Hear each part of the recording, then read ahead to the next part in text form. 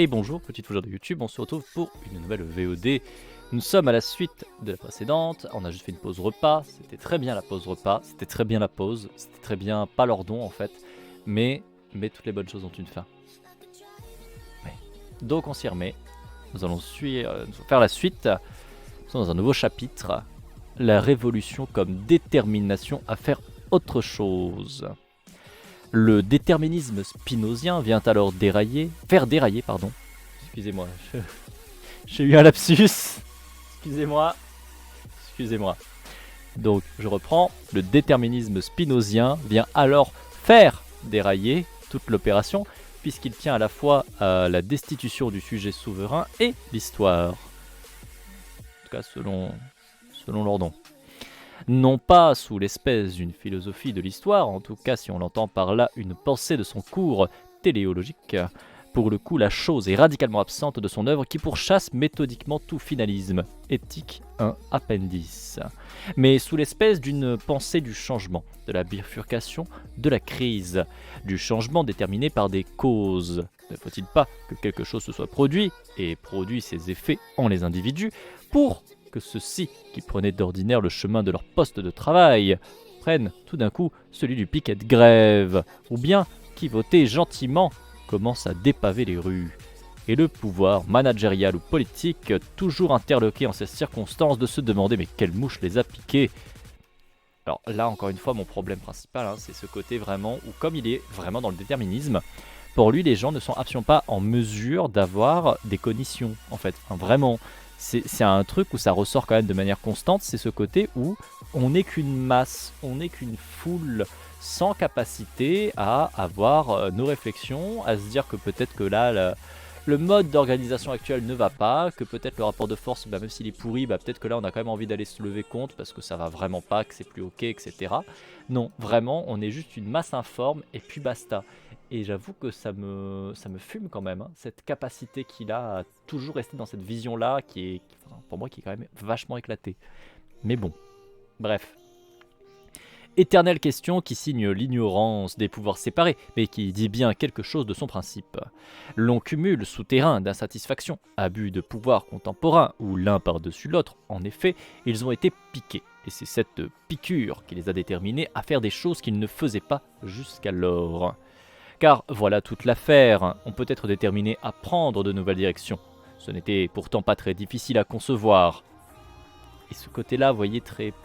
Encore une fois, d'habitude c'est la droite qui a cette vision un petit peu. Bonjour Estonian Cheese, j'espère que tu vas bien. C'est très surplombant. Genre là, cette phrase-là, la dernière phrase, ce n'était pourtant pas très difficile à concevoir. Genre, baisse ton melon quoi, gros. Please, calme. Enfin, je trouve que c'est quand même assez étonnant. Enfin, assez étonnant, non, c'est pas étonnant, mais enfin voilà, c'est vraiment... Voilà, bref. Le cours nouveau des choses n'est peut-être pas nouveau du point de vue de l'entendement infini de Dieu, mais il l'est du point de vue de notre entendement fini à nous, et c'est bien tout ce qui compte. Et il ne sert à rien de nous dédoubler, à plus forte raison en prétendant accéder à un point de vue qui nous est inaccessible. Si l'histoire est la trajectoire des changements opérés de main d'homme, l'idée de changement ou de nouveauté n'a pas à être appréciée qu'à hauteur d'homme. Le critère du nouveau convenablement réajusté à notre échelle, le déterminisme qui ne rend tout parfaitement prédictible que du point de vue d'un entendement infini, cesse aussitôt de contredire l'historicité fondamentale des affaires humaines, qui ne fait jamais sens que pour les entendements finis des hommes.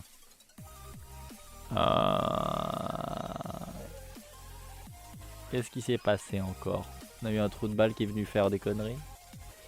Ah, il y a Solaris qui a eu un message supprimé. Oups. Ce sont des choses qui arrivent. C'est pas grave. Merci du coup Glitch. Ouais, merci Glitch. Il a dit des trucs de l'angoisse. Enfin, j'ai pas vu ce que c'était, mais du coup, c'est pas grave que ce soit ban. Donc, au revoir, bonne journée. Là, il nous raconte un petit peu toujours la même chose, finalement. TKT, j'ai raison, en fait, parce que j'ai raison. Voilà, on peut résumer à ça, quoi.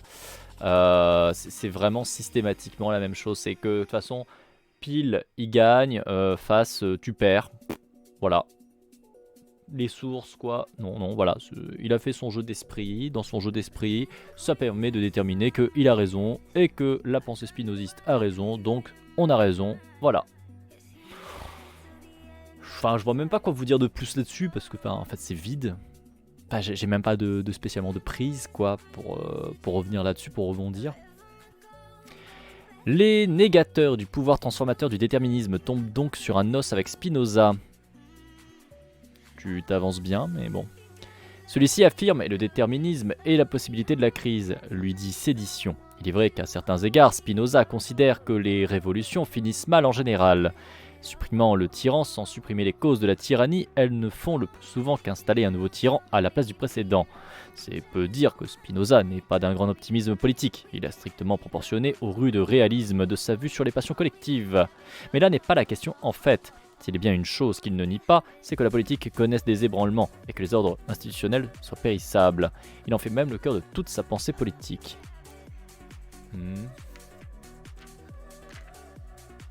Ouais, ça fait un peu ça, Solaris. Ça sonne un peu comme cet écho-là. Donc du coup, t'es là en mode ouais, ok. Ok. Et bonjour, chérie Zen. Et bah tiens, encore quelqu'un qui doit avoir un petit follow. Un petit shootout, pardon, pas follow. Comment vas-tu? Tu arrives sur un stream de l'angoisse, hein, je te précise par contre. Hein, voilà, je préfère préciser. Hop, si vous ne connaissez pas chérie Zen, vous avez énormément de lives très cool. Vous avez du GeoGuessr, vous avez du Subnautica, mais je sais pas si tu as fini Subnautica maintenant. Vous avez du petit Minecraft. Vous avez un petit peu comme l'ambiance que vous pouvez avoir chez Glitch. Vous avez un live de qualité que je qualifierais de pas politique, mais politisé. Je vous recommande très fortement d'aller mettre un petit follow si vous ne le connaissez pas déjà, parce que du coup c'est une chaîne très cool qui fait des lives plutôt la nuit, plutôt le soir en général, et encore une fois très posé, souvent multi avec d'autres gens, et franchement c'est grave cool, ça fait vraiment plaisir de passer des moments là-bas. Enfin, moi j'aime beaucoup, souvent je finis mes soirées là-bas, et vraiment c'est bonne ambiance, donc n'hésitez pas. C'est presque un mois que j'ai pas joué entre les vacances et d'autres trucs, le temps passe vite. Ok, ça explique. Ça peut expliquer bien des choses. Du coup, pour ceux qui arrivent, sachez que nous sommes en train de lire Les affects de la politique. Ouais, un livre écrit par Frédéric Lordon, qui est une bouse. Voilà, je n'ai pas de manière gentille de vous le dire, donc je vais pas le dire de manière gentille. C'est un livre nul qui nous explique qu'on est tous des gros clans, qu'on ne comprend rien, que franchement on est soumis à des émotions et que c'est vraiment nul. Heureusement, nous avons des grands penseurs comme Lordon, donc, qui nous expliquent qu'est-ce qu'il faut faire pour notre plus grand bien de nous-mêmes, et quitte à nous l'imposer. Voilà. Avec beaucoup de Spinoza, Yolo Monde fait bien de le dire, on a énormément de Spinoza. Donc vous avez Lordon, qui est un auteur contemporain, hein, qui est vivant, qui fait beaucoup de blabla sur les plateaux, hein, notamment, pour nous expliquer à quel point il a raison, parce que Spinoza a raison. Spinoza qui est donc mort depuis 4 siècles. Mais il a raison, voilà, TKT. Et il a raison parce que s'il a jamais ouvert un moindre livre de sciences humaines et sociales de sa vie, et ça se voit, hein. Donc du coup il a forcément raison parce qu'il est sûr qu'il a raison. Il n'y a rien qui met en tort, parce qu'en fait il n'a pas ouvert tout ce qui aurait pu mettre en tort rapidement et facilement, tout ce qu'il raconte. Donc il a raison. Voilà. Donc bon, on passe à un moment de vulgarisation, pas si vulgarisation que ça finalement. Voilà, si t'as un doute, Spinoza. Et c'est assez vrai, Voilà. En fait, je savais pas que tu streamais, t'étais dans mes chaînes recommandées. Ah, du coup, oui, je stream tous les jours. Du coup, pour te présenter un petit peu la chaîne, si tu connais pas. Donc, je stream de 10h du matin à 17h à peu près en général. J'ai une chaîne qui est assez hybride. Vous avez du jeu vidéo, vous avez beaucoup de jeux de stratégie gestion, pas mal de RPG, mine de rien. Et vous avez de la vulgarisation et des sciences humaines et sociales, parce que moi à la base je suis psychologue social du travail et des organisations. C'est mon travail initial, même si maintenant ça fait un peu plus de 3 ans que je stream tous les jours. Et également je fais du jeu de rôle tous les derniers vendredis du mois, donc demain soir on fait du jeu de rôle et ça c'est bien. Nous faisons également de la lecture, le soir je lance des lives, alors complètement au pif par contre, c'est vraiment le hasard absolu et total. Je lance un live en mode détente et le but du jeu c'est que je lis un livre. En ce moment je suis en train de lire La Roue du Temps, qui est une saga d'Heroic Fantasy, de Dark Heroic Fantasy pour être précis. Du coup je fais la lecture aux gens pour qu'ils puissent se relaxer, se détendre, voire s'endormir devant le live. Et voilà, ça présente assez bien ce que je fais sur ma chaîne. Donc là actuellement on est sur un live lecture de sciences humaines et sociales, lecture de vulgarisation. Donc on est en train de lire donc, ce livre de Lordon. Bon, mon problème principal, c'est que c'est un live de vulgarisation de sciences humaines et sociales et on n'a pas de sciences humaines et sociales dans ce livre. C'est dommage. C'est dommage parce que ça se présente un peu comme ça, alors que en fait non. C'est littéralement Frédéric qui nous dit j'ai raison parce que j'ai raison parce que j'ai raison. Et parce que Spinoza. Bon, il nous explique que la société a besoin d'un chef. Voilà. Parce que les gens ont besoin d'être gérés, parce que les gens sont trop cons pour pouvoir réfléchir par eux-mêmes, parce qu'ils sont soumis aux émotions, alors que les chefs, eux, par contre, ils ont un gros cerveau. Et comme ils ont un gros cerveau, eh ben, ils peuvent observer, réfléchir, sans être soumis aux émotions. Chérir 1. Oh, chérir 1. Tu es désormais une petite fougère, et ça c'est beau. Bienvenue dans la team des petites fougères. J'espère que tu te sentiras bien avec nous. Donc ouais, on est vraiment sur un livre qui est discutable. On va dire ça comme ça, qui est discutable. Je reprends, nouveau chapitre. Le pouvoir comme captation de la puissance de la multitude. Oui, on a une emote d'Oko-san. Sur la chaîne, on a fait... Merde, comment s'appelle le jeu? Ah merde, j'ai oublié. J'ai plus le nom. Bref, le jeu où on séduit des pigeons. Voilà. Les gens qui étaient là à l'époque savent. Hatoful Boyfriend, merci. Merci Solaris. On a fait Hatoful Boyfriend. Alors à l'époque c'était avec Anemone principalement. Donc Anemone c'est ma coloc qui est là cachée quelque part dans le fond. Dans sa chambre en l'occurrence.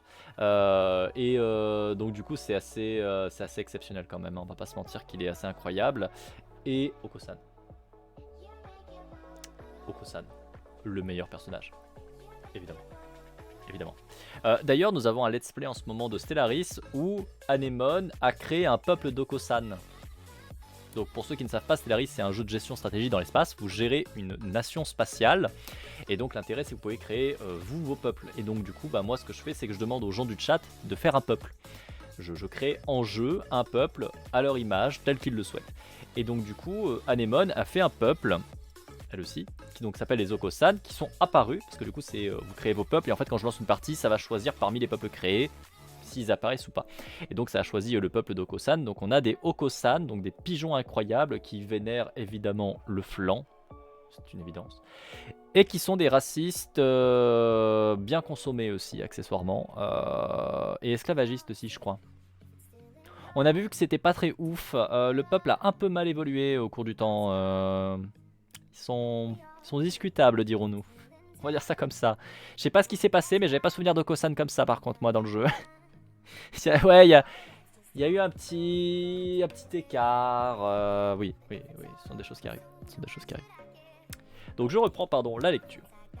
Mais à quoi fonctionne le pouvoir? Le pouvoir des institutions en général et le pouvoir politique en particulier. C'est bien le moins à demander si l'on veut savoir comment il peut venir à s'effondrer. Or, on peut répondre à cette question en déclinant méthodiquement les termes de l'enquête fondamentale par laquelle Spinoza, encore, ressaisit toute action. Si un corps a bougé pour faire quelque chose, c'est qu'il y a été déterminé par un certain désir. Et si un tel désir s'est formé, c'est qu'il a été lui-même déterminé par une certaine affection.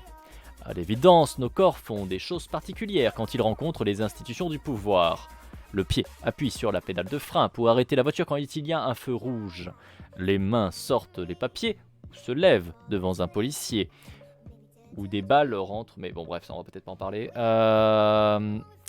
Nous rédigerons un chèque au moment du tiers provisionnel. À un professeur ou à un juge, nous parlons d'une certaine manière.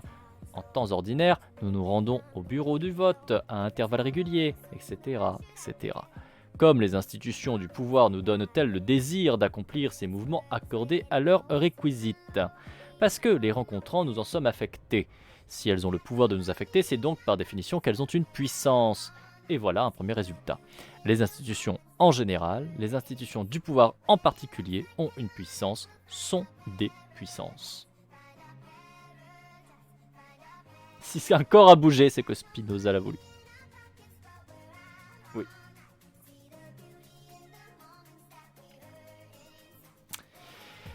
Je vais pas spécialement réagir sur ce qu'il raconte, hein, parce que vraiment c'est... Enfin, ouais, enfin... Ok. 4 siècles de retard, mais d'accord. Si tu veux. Si tu veux. Mais d'où cette puissance leur vient-elle? D'où leur vient ce pouvoir d'affecter? Pourquoi? Pouvoir de nous faire faire quelque chose et par la suite de nous faire faire quelque chose de précis et déterminé. Nous arrêter au feu rouge, etc. Genre vraiment c'est incroyable parce qu'il essaie de te dire oh t'as vu la politique ça marche de manière incroyable et tellement réfléchie et en même temps il arrive à passer absolument à côté de tout ce qui a été travaillé en sciences humaines et sociales du genre je sais pas moi, truc très con, les rapports de force, les systèmes d'oppression. Genre tellement de choses, tellement de choses. Pourquoi est-ce que on obéit quand il y a un flic? Bah attendez parce que... Ah bah parce qu'on sait que la police est violente. Parce qu'on sait qu'elle a un pouvoir coercitif, parce qu'on sait qu'elle est armée, parce qu'on sait qu'elle a un sentiment d'impunité. Je sais pas. Genre vraiment c'est... Oh là là, je file tout à l'heure, passez une bonne après-midi. Et bah merci beaucoup d'être passé en tout cas. Passe une excellente fin de journée à toi. Voilà l'uniforme, voilà, non mais c'est pas comme s'il y avait 36 000 trucs quoi. Mais lui il te dit, parce qu'elles ont de la puissance. Waouh. Merci. Vraiment... Waouh. C'était ça la réponse, parce qu'elles ont de la puissance. Ok. C'est vraiment le mec, le même avec le mec qui dit oh là là les femmes si mystérieuses on les comprend pas quand une femme à côté lui dit non mais je suis là en fait tu veux pas m'écouter 2 minutes. Bah ouais c'est un peu ça ouais. C'est un petit peu ça. Résu lâche ce truc c'est plein de fibres. Tant que je l'ingère pas ça devrait aller du coup. Du coup ouais encore une fois bonne journée à toi, merci d'être passé cher Irzen, c'est adorable et passe une excellente fin de journée. Une philosophie politique de l'immanence ne peut répondre que ceci. Une puissance capable d'affecter la multitude ne peut venir en dernière analyse que de la multitude elle-même. La multitude elle-même est le réservoir de puissance duquel se nourrissent les pouvoirs institutionnels qui normalisent la multitude. Pas du tout par exemple des armes à feu, pas du tout par exemple la prison, pas du tout par exemple tout ça. Non, non, non. C'est parce qu'on leur a accordé du pouvoir en final. Au final c'est juste parce qu'on leur a donné du pouvoir. Bien sûr. Si je regarde un flic qui menace d'une arme, comme c'est arrivé là il y a quelques temps, on a une très belle vidéo, hein, on voit un flic qui menace la foule d'une arme. Franchement, c'est juste parce que je crois que l'arme a du pouvoir, hein, c'est tout. Hein. Si j'arrête d'y croire, c'est bon, il se passe rien. Hein. C'est... Bref. La multitude elle-même est le réservoir de puissance duquel se nourrissent les pouvoirs institutionnels qui normalisent la multitude. En quelque sorte, la multitude s'asservit elle-même à ses propres frais de puissance. On peut dire les choses plus généralement encore, tout ce qui affecte la multitude, en sont tout commencé partie, vient en dernière analyse de la multitude. Pareil, mais encore une fois, espèce de trou de balle, est-ce qu'on parle de toutes les révolutions qu'on a eues, par exemple en Amérique latine, qui se sont fait défoncer la gueule parce que l'Amérique, les putains d'USA, sont venus financer des milices fascistes, sont venus mettre en place des blocus économiques, etc.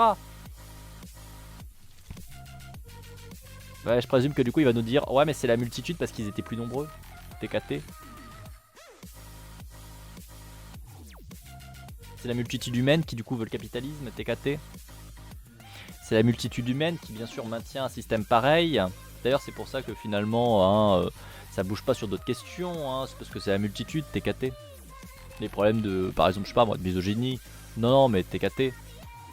C'est le pouvoir de la multitude qui veut rester misogyne et ne pas remettre en question. Hein. Il n'y a pas du tout des jeux de pouvoir qui sont asymétriques, parce que du coup il y a des gens qui ont du pouvoir et d'autres qui n'en ont pas. Par exemple, toutes les féministes qui se battent en long, en large, et qui ont juste l'impression de pisser dans des violons, parce que justement elles sont en désavantagées dans la situation. Mais TKT, c'est le pouvoir de la multitude, hein.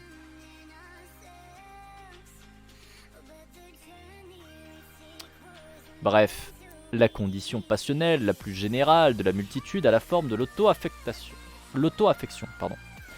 La multitude s'auto-affecte par l'exercice nécessaire de sa propre puissance, et tout ce qui s'engendre au sein de la multitude, la forme politique qu'elle se donne, les institutions particulières qu'elle agence, les mœurs et les manières qu'elle partage, et l'effet de cette puissance. Pourquoi les individus se conforment-ils à certaines mœurs? Pourquoi respectent-ils certaines autorités et pas d'autres? Pourquoi suivaient-ils les commandements implicites ou explicites des institutions? Parce que toutes ces formes institutionnelles leur font quelque chose et les affectent. Que ce pouvoir d'affecter à grande échelle tient du seul réservoir de puissance à grande échelle, celui qu'offre la multitude elle-même, un réservoir auquel, en empruntant à Durkheim, on peut donner un autre nom, le social. Bah, pire emprunt comme d'hab, hein. Pire emprunt comme d'hab. Ça va vous sinon? Je sais pas. Je me questionne sur le sens de la vie. Pourquoi? Pourquoi les lombriques? Je me dis que c'est plus intéressant. Pourquoi les lombriques? Se poser la question de pourquoi est-ce que les lombriques sont des lombriques? Comment fonctionne un lombrique? Ça doit être tellement plus intéressant.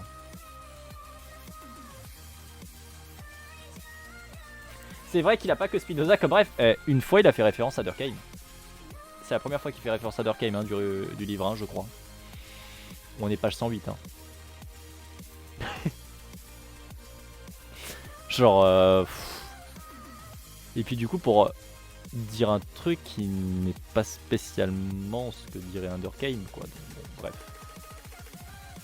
Mais bon, on va être sympa. Il a bien dit, en empruntant à Durkheim, on peut donner un autre nom, le social. Donc en empruntant, ça veut pas dire qu'il est dans la même lignée. Voilà, hein. Il avait déjà fait auparavant, c'est sa rêve secondaire prégnante je crois. Ah ouais, bah dans ce livre là, je sais plus s'il avait déjà dit Durkheim.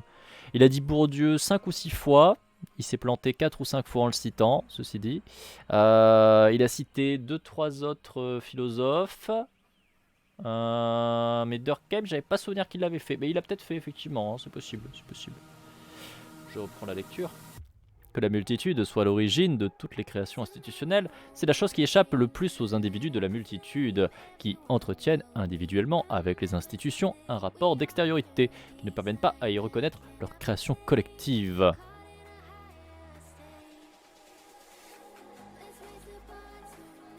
Encore une fois, c'est un problème pour moi parce que, en gros, c'est remettre toujours la même chose, c'est dire c'est la faute du peuple.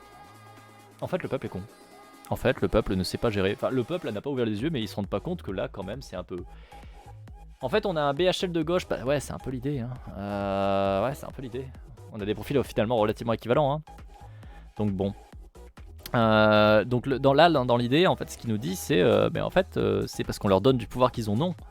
Alors qu'encore une fois, c'est passé à côté de beaucoup de choses. Non, c'est pas parce qu'on leur donne du pouvoir qu'ils ont non. Pourquoi est-ce qu'on a un système qui est aussi élitiste? Parce qu'on a donné du pouvoir aux élites? Non. Parce que les élites ont pris le pouvoir, parce qu'elles ont phagocyté toutes les phases, tout ce qu'elles pouvaient partout, parce qu'elles ont fait en sorte de se retrouver en situation de pouvoir, parce qu'elles sont protégées par des milices armées, qu'on appelle notamment police, mais pas que, parce qu'en fait on a plein de choses qui existent à plein de niveaux, qu'il faut qu'on ait un rapport de force qui est asymétrique. Et juste rester sur « Ah oui mais attendez, en fait Spinoza il a dit que c'est nous qui donnons du pouvoir politique aux gens parce qu'on vote pour eux, et bah du coup c'est vrai et c'est juste ça, et bah du coup si on arrête de voter pour eux, et bah c'est bon ils ont plus de pouvoir », c'est faux, bien sûr que c'est faux. On arrête de voter pour eux, vous croyez que c'est toujours pas les mêmes qui gouvernent? Bien sûr que si. Il y aura toujours tout un tas de choses pour faire en sorte qu'ils puissent gouverner. Bah il faudra bien un gouvernement d'intérim, de toute façon. Bah du coup il n'y aura pas de vote, bah c'est pas grave. On garde les mêmes rouages.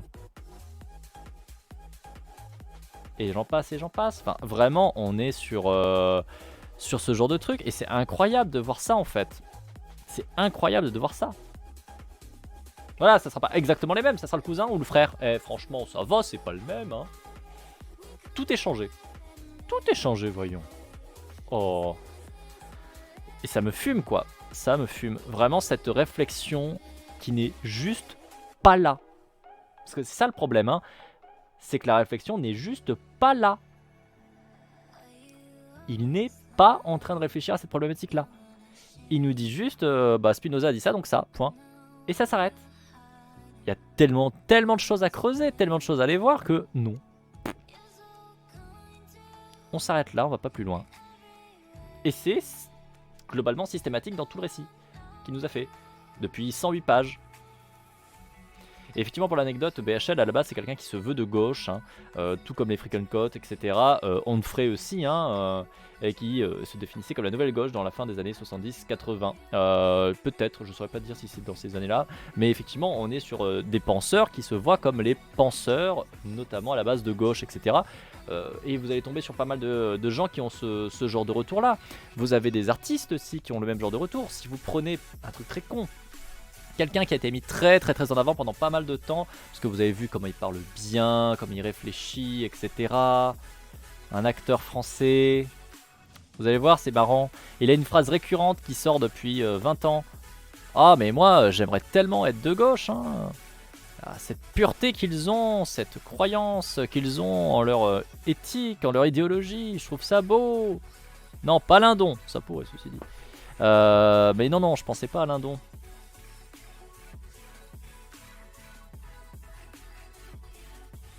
Yes, quelqu'un que je vais apprécier. Mais voilà, Lucini, joli Nagual. Nagual, il a les bails. Nagual, il a les bails. Non, c'est Nagual qui a raison, c'est Lucini. Lucini aussi, il s'est présenté pendant longtemps comme quelqu'un qui était censé être plutôt des courants de gauche. Puis ces dernières années, le masque est tombé, en fait, non, pas du tout. Et il te sort comme justification que, en fait, c'est parce que la gauche, elle est trop autoritariste, vous comprenez, elle est trop totalitariste, hein. C'est la Chine presque, hein, la gauche, hein. Donc finalement, il préfère être de droite. C'est plus simple. Waouh! Quelle conviction de gauche incroyable au début, hein. Je souffre depuis plus longtemps, c'est tout, ouais. Astier, on n'a pas tout à fait le même truc. Astier, j'ai jamais vu trop prendre position. Astier, de ce que j'ai vu, alors après peut-être que je me trompe, on avait lu une interview de lui qui était catastrophique, ceci dit. Mais Astier, il a plus l'approche de ah non mais moi je suis pas là pour juger ce que font les gens et ce que pensent les gens, je reste dans mon coin tranquille et tout. De ce que j'ai vu, pour le coup. Après, très clairement, son comportement est pas ouf. C'est un comportement très nul. Et notamment, on avait lu un entretien, je crois que c'était pour le JDD à l'époque, et qui était très droite. Hein. Et il t'expliquait que quand même, alors lui, il respecte ce que les gens veulent, hein, concrètement, mais lui, dans sa famille, c'est mieux si c'est la femme qui s'occupe des enfants, et qu'il a plein d'enfants, et que la femme fait plein d'enfants. Et là, tu fais... ah ouais, quand même... Ah ouais. Et c'est là où tu vois qu'en fait, il y a quand même un côté où, en apparence, il est très libéral. Et je pense que là où je vais me différencier de ce que, notamment ce que tu dis, Axel, je pense que par contre, il est conservateur. Parce que quand tu as ce genre de phrase qui sort en entretien, en interview, pour moi, ça pue. Hein. Je vous avoue que pour moi, ça pue. Je pense qu'effectivement, son approche, on va dire, publique, clairement, c'est libéral. À 200% libéral, libertarien, on est dans ces eaux-là, clairement. Sur ce qu'il montre, sur ce qu'il va mettre en avant, il a souvent cette approche du non mais moi je prends pas de position, vous savez ce côté un peu apolitique, etc., la liberté des individus, etc. C'est un truc qui ressort énormément quand il parle, quand on le pousse sur ces terrains-là, quand il parle, parce qu'évidemment il faut encore le pousser sur ces questions-là, et généralement c'est pas ce qui se passe, puisque généralement on lui demande de parler de son film, etc. Mais bon, bref, vous avez compris l'idée. Par contre, c'est vrai que l'entretien qu'on avait lu, je crois que c'était un entretien du JDD, mais j'ai un doute, ça doit remonter à 2 ans, un truc comme ça, il était catastrophique l'entretien. Enfin vraiment, on a lu le truc, et en fait il était très classiste, très classiste. Et il mettait vraiment des trucs très nuls en avant, comme le côté justement de moi il me faut une famille avec plein d'enfants et la femme qui reste à la maison pour s'occuper des enfants et tout. Et là tu sens le bassin bien réactionnaire en fait, tu sens le côté très conservateur qui est là. Mais voilà, c'est pour moi à mon avis, c'est vraiment un truc qu'il essaie de pas montrer, mais je pense qu'il l'est. Astier, c'est ce moment gênant où tu te rends compte que l'humoriste que t'apprécies, qui faisait des trucs très drôles et très ironiques sur le Moyen-Âge, était full premier degré et que c'est sa carte au puits du fou. Ouais. Ouais, c'est un peu le truc. C'est un peu le truc en fait. Et bonjour Nambibi, j'espère que tu vas bien. En tout cas, aussi bien que possible. Je viens pour ma dose de Word Salad. Ah bah, tu vas te servir. Je préfère une approche comme ça, même quand il est conservateur, et se la fermer, c'est pas si mal. Oui, je suis assez d'accord que, en soi, si tu peux juste fermer ta gueule et rester dans ton coin quand t'as ce genre d'idée, franchement, oui, effectivement, c'est bien. Je préfère. Parce que au moins, tu viens pas étaler ta haine, tu viens pas étaler tes valeurs de merde conservatrices un peu partout. On est d'accord, c'est au moins ça. Mais je pense que, à contrario, le problème, c'est un peu ce que je disais tout à l'heure aussi, parce qu'on a déjà eu un truc un peu comme ça tout à l'heure, je sais plus pourquoi, qui parlait de ça, mais le problème, c'est qu'en fait, du coup tu sais pas à quoi t'en tenir. Ou en tout cas, si t'es pas suffisamment vigilant et vigilante, tu peux ne pas savoir à quoi t'en tenir. Je pense qu'il y a quand même des signes. Il y a quand même des signes pour le coup sur pas mal de gens qui permettent de voir que bon, politiquement ils sont plutôt à droite et ils sont plutôt réactionnaires et puis voilà, ils sont pas des camarades, clairement. Pour autant, du coup, si tu as ce bagage-là, on va dire, de te taire, parce que tu sais que tu as des idées conservatrices, mais que tu as une situation de pouvoir, parce que c'est le cas si on prend par exemple un Astier, hein, et c'est le cas pour beaucoup de gens. Si tu as une situation de pouvoir et qu'en fait, du coup, tu as conscience que tu es en situation de pouvoir et que si tu l'ouvres, tu vas pouvoir être catégorisé, du coup, tu choisis de te taire, bah tu valides et tu fais en sorte de rester en situation de pouvoir. Et pour moi, c'est un problème. Je préfère qu'à ce moment-là, les gens qui sont en situation de pouvoir l'ouvrent. Parce que s'ils l'ouvrent, les gens en situation de pouvoir, on va savoir. Et on pourra plus facilement savoir que là, ça, on peut s'en débarrasser. C'est ce qu'on voit par exemple avec un Ruffin. Un Ruffin arrive très bien à ne pas l'ouvrir sur des trucs. Bon, des fois, il ouvre quand même. Hein. Bon, vous avez vu que même quand il ouvre pas, on comprend très bien. Hein. On voit bien que c'est un con. Hein. On voit bien que c'est un réactionnaire. On voit bien que c'est un conservateur sur beaucoup de points. Ouais, clairement. On voit que les causes féministes, c'est pas son cheval de bataille. On voit qu'il est pas concerné, etc. Ok. Mais comme il arrive à la fermer suffisamment, la plupart du temps, beaucoup de gens à gauche sont derrière Ruffin. Beaucoup de gens à gauche se disent mais Ruffin c'est un bon candidat, c'est un bon gars. Alors qu'il y a des red flags collés au cul, c'est limite s'il a pas le cul qui est plus rouge que le drapeau de l'URSS, vous voyez. Mais comme il arrive à se taire, ça passe. Ça passe auprès de pas mal de gens. Et au final, c'est vrai que je me fais cette réflexion que c'est plus calme, vous voyez, c'est plus... Ça fait moins mal, on va dire, d'avoir ces prises de position nul à chier comme ça devant la tronche, mais du coup, c'est plus insidieux. Et je me dis que ça serait peut-être plus simple s'il y allait un peu franco, parce que au moins ce serait clair pour plus de gens, quoi. Parce que quand moi je viens dire à des gens, non, je suis désolé, mais la LFI et particulièrement tout ce qui va être Méluche, tout ce qui va être Catens, tout ce qui va être Ruffin et tout, c'est de la merde et c'est acheté. Les gens en fait ils te disent ah mais non mais c'est pas possible, mais en fait tu veux faire de la gauche, non mais en fait tu participes à empêcher les alliances, etc.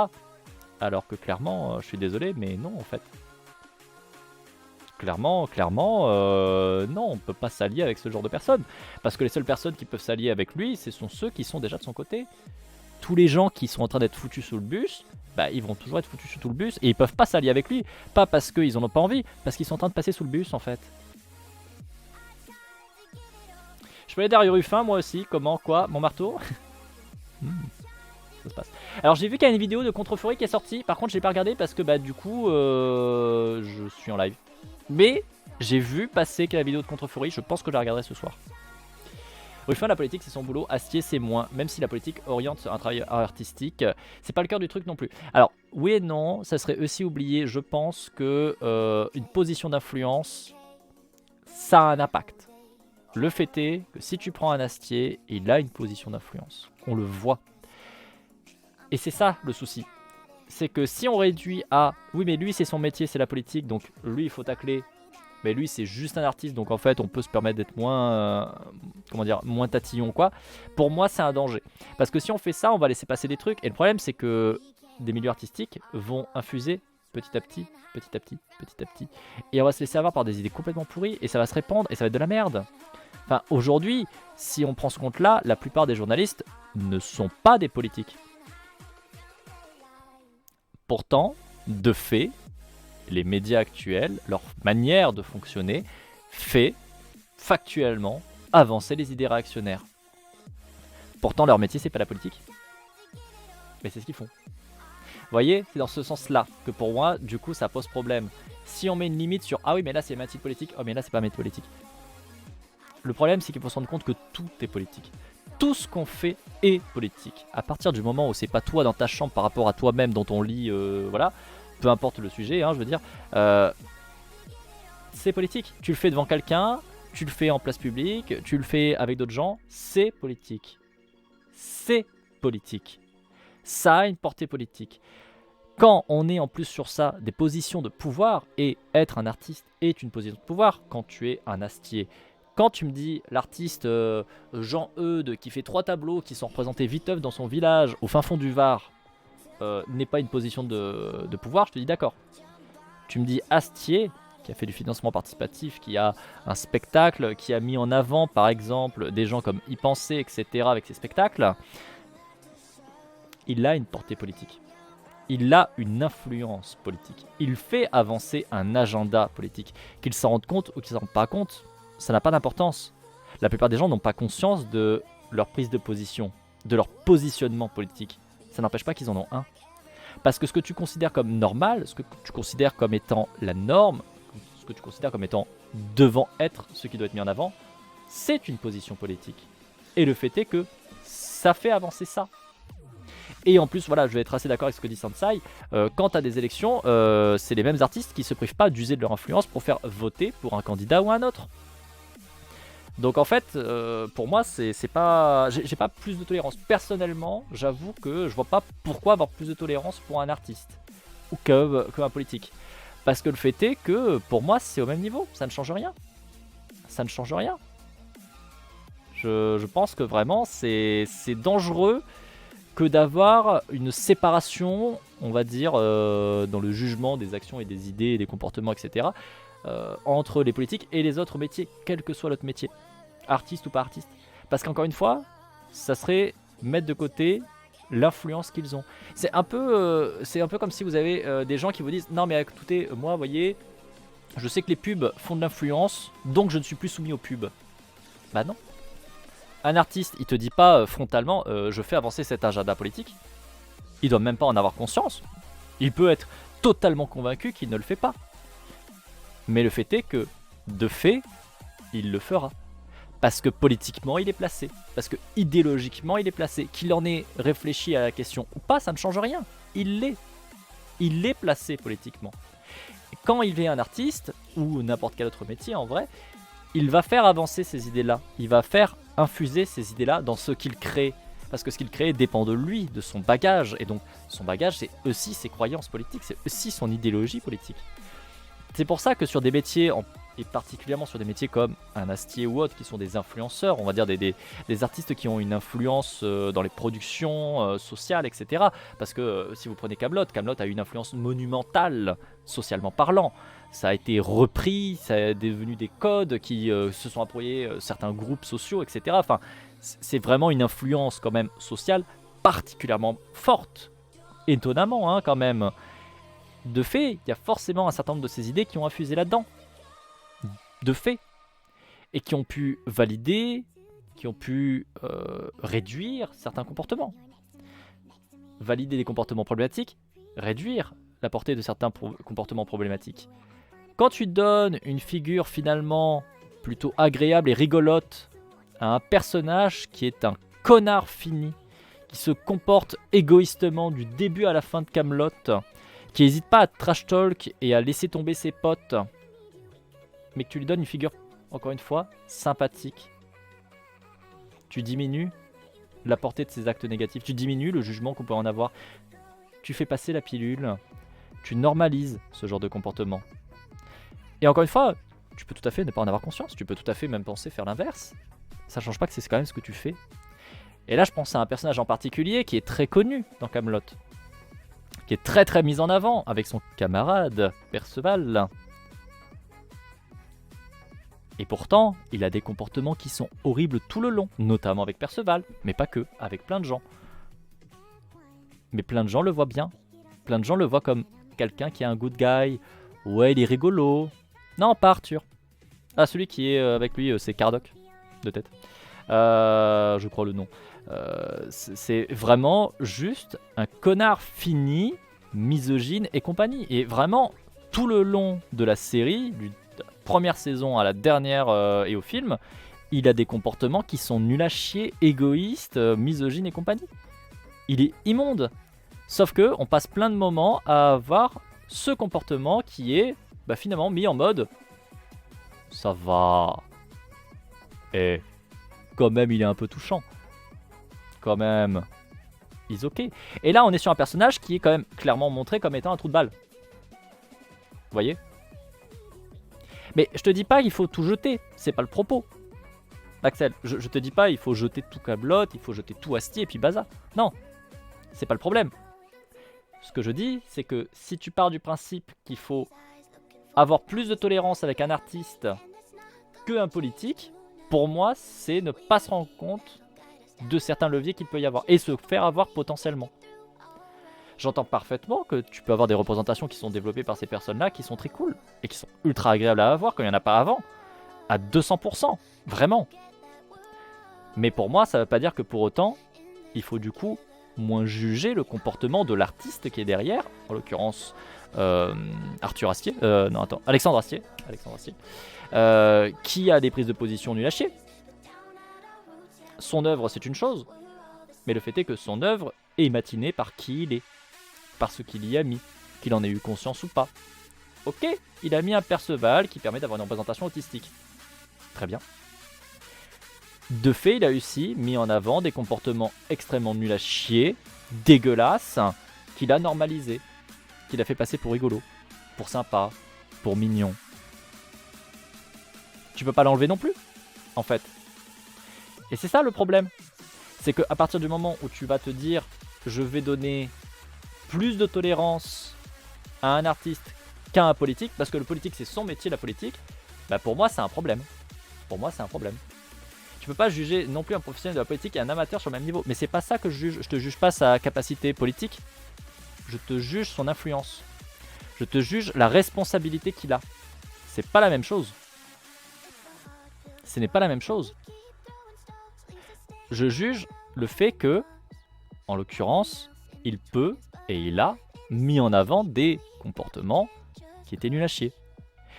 Et que de fait, c'est critiquable. Et à mon sens, ça doit être critiqué. Et que si sa prise de position, qu'il a eu quelquefois, ça a été non, mais ça c'est pas à remettre en question, en fait, je fais ma sauce comme je le veux et j'ai raison, c'est un comportement de merde. Et qu'à partir de ce moment-là, moi j'aurais tendance à ne absolument plus le mettre en avant. Et encore une fois, c'est ça le truc. Faire des erreurs, tout le monde en fait. Tu peux tout à fait avoir des artistes qui n'ont pas conscience de la portée qu'ont leurs actions, qui n'ont pas conscience de la portée des messages qu'ils peuvent transmettre dans ce qu'ils produisent. Ça arrive à plein de gens, tout le temps. Ça vous arrive, ça m'arrive, ça arrive à tout le monde. Si quand tu lui fais remonter le truc, sa réaction c'est dire je m'en branle, c'est nul. C'est plus que nul. Et à mon sens, il faut arrêter de lui donner de la visibilité du coup. Parce que à mon sens, c'est pas pertinent de donner de la visibilité à quelqu'un qui a ce genre de comportement, qui a ce genre d'approche, qui a ce genre de retour. La question, c'est pas de se faire le tribunal d'une personne, c'est de parler de ce que les paroles et les actes de cette personne posent et ont un sens et des conséquences. Exactement. Encore une fois, moi, vous me dites ça sur un Jean-Michel random qui ne touche personne, qui est au fin fond du trou du cul du monde, il y a 3 vaches et 2 poulets qui voient son travail et ses paroles, je vous dis ouais, ça n'a pas beaucoup d'importance. Parce que là, ses paroles ont certains sens, etc. Mais les conséquences sont ridicules. Vous me prenez un Astier qui a littéralement influencé, je pense, au minimum 1 à 2 générations. Son travail, ses paroles ont des conséquences. Et c'est autrement quelque chose que de toucher 2 poulets et 3 vaches. Le fait est là. Et donc pour moi, à ce moment-là, le problème c'est que tu peux pas dire juste je vais être plus coulant avec son comportement, avec ses paroles, avec ses idées réactionnaires que par rapport à un politique. On s'en fout que c'est pas son métier la politique. C'est pas le propos. C'est pas le propos. Ses actes ont des actions. Ces actes ont des conséquences. Et si quand tu viens lui tirer la manche en lui disant là c'est un peu limite, sa réaction c'est de dire je m'en branle, pour moi ça pose problème. Tu peux dire 2 générations sans souci, j'en fais partie et j'ai 45 piges, oui. Et c'est pas étonnant, enfin encore une fois, c'est quelque chose qui a touché beaucoup de monde Kaamelott. Même moi, j'ai bien apprécié Kaamelott pour certains trucs. J'avoue que c'est pas ma série préférée, loin de là. J'ai tendance à préférer plutôt les dernières saisons que les premières, parce que j'ai toujours préféré quand c'est plutôt sérieux et avec une certaine forme d'ironie un peu travaillée, qu'on retrouve pas mal sur les dernières saisons, clairement. Les premières saisons, on est un peu plus dans l'absurde, j'avoue que ça me laisse de côté pour le coup. Même si j'ai quand même rigolé à 2-3 trucs. Hein. Il y a des personnages que j'adore, typiquement, j'adore Perceval, je trouve incroyablement bien Perceval. Mais ça n'enlève pas tous les défauts qu'il y a à côté. En fait, ça n'enlève absolument pas tous les défauts à côté. Pour revenir, je vais placer ça à un autre niveau. Peut-être que tu comprendras mieux ce que je veux dire, Axel, parce que peut-être que je n'arrive pas à expliquer ce que je veux dire. Peut-être que je n'arrive pas à donner le sens que je voudrais à mes mots. Donc je vais essayer peut-être de trouver un autre exemple, d'essayer une autre approche, peut-être que ça sera plus clair. C'est comme si on vient parler... Bonjour Volifen au passage, j'espère que tu vas bien. C'est comme si on vient parler de J.K. Rowling. C'est comme si tu me disais non mais je vais juger un peu plus facilement et un peu plus gentiment J.K. Rowling que, je sais pas moi, Trump, parce que tu comprends, elle, ce n'est pas une politique. Elle n'a pas fait de son fonds de commerce la politique. Elle n'est pas une personne politique. Elle est une artiste qui écrit. Et je vais te dire, bah oui mais en fait non. Parce qu'elle a une influence. Parce qu'elle utilise cette influence. Alors je veux bien que dans le cas d'un Astier, a priori, parce que notamment j'ai pas vu ça particulièrement, il ne met pas en avant, particulièrement par des efforts de financement, etc., comme le fait une J.K. Rowling, un agenda réactionnaire en marche. Clairement. Mais ça ne change rien. Si le fait est que, de fait, il met en avant des idées réactionnaires, comme une J.K. Rowling met en avant des idées réactionnaires en s'attaquant par exemple aux personnes LGBT, moi ça me pose problème. Je dis pas que Alexandre Astier fait ça, hein, en l'occurrence, encore une fois, personnellement, il y a un interview que j'ai lu qui était vraiment réactionnaire, nul, que j'ai pas trop aimé, où il parlait d'une position de la femme qui était vraiment discutable, sauf que, à côté que ça, a priori, il n'est pas en train de mettre des thunes dans des associations qui travaillent activement à retirer des droits LGBT, etc. Clairement pas. Clairement pas. Voilà, on n'est pas sur le même truc. Mais le fait est que si ta seule réflexion se base sur est-ce que ça touche un pays, 3 pays, 4 pays, le monde, et c'est en fonction du curseur où est-ce que ça touche combien de gens qu'on va juger fort ou pas, pour moi c'est un problème. Parce que si tu fais ça, ça veut dire que tu fais une hiérarchie. Tu fais une hiérarchie, ça veut dire que du coup, il y a un moment donné où il y a des dommages acceptables. Et moi, pour moi, c'est pas ok. Il n'y aura jamais de dommages acceptables. Pour moi, ce n'est pas ok qu'à un moment donné, on se dise oh, si ça touche que eux, c'est ok. Ah, là, le curseur s'est déplacé. Non, là, ça touche un peu trop. Non, là, on va réagir. Pour moi, c'est pas bon. J'ai l'impression que tu juges en noir ou blanc et ça me dérange. Bah non, je juge pas en noir et blanc. Je vous dis pas que c'est un monstre envers et contre tout. Au contraire. Je vous dis qu'il a une situation de pouvoir et que de fait, si quand tu as une situation de pouvoir, tu mets en avant des idées réactionnaires, ce qu'il a pu faire quand même en partie, notamment avec Kaamelott, sur certains points, encore une fois, pas tous, ça ne l'enlève pas en fait. C'est pas parce qu'à côté il a fait de très bons trucs, comme étant par exemple une représentation avec Perceval un peu autistique, etc., que ça enlève la possibilité de critiquer, que ça enlève le fait de pouvoir le juger là, que ça c'était un acte de merde, que ça c'était une idée de merde, que ça c'était une représentation de merde.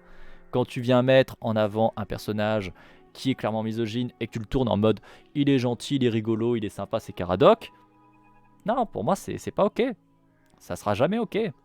Et que ça touche juste 2 générations de Français ou que ça touche l'entièreté du monde, comme le travail par exemple de J.K. Rowling, ça changera rien.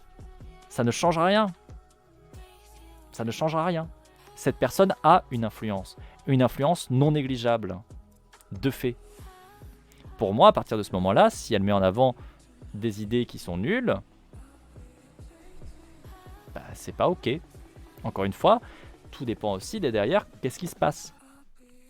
Le coup, c'est que là, je pense notamment à un passage que j'avais en tête de la fameuse interview qu'on a lu il y a 2 ans, je crois, un truc comme ça, où, entre autres choses, il y avait le journaliste, je sais plus du tout qui, lui disait un truc du genre vous avez des critiques pour avoir fait des comportements un peu un peu problématique, parce qu'il parlait des relations hommes-femmes, etc. à ce moment-là dans l'interview, qu'il y avait des comportements un peu problématiques faits par certains personnages, et que c'était un petit peu tourné sur le ton de la rigolade, et que du coup c'était ok, etc.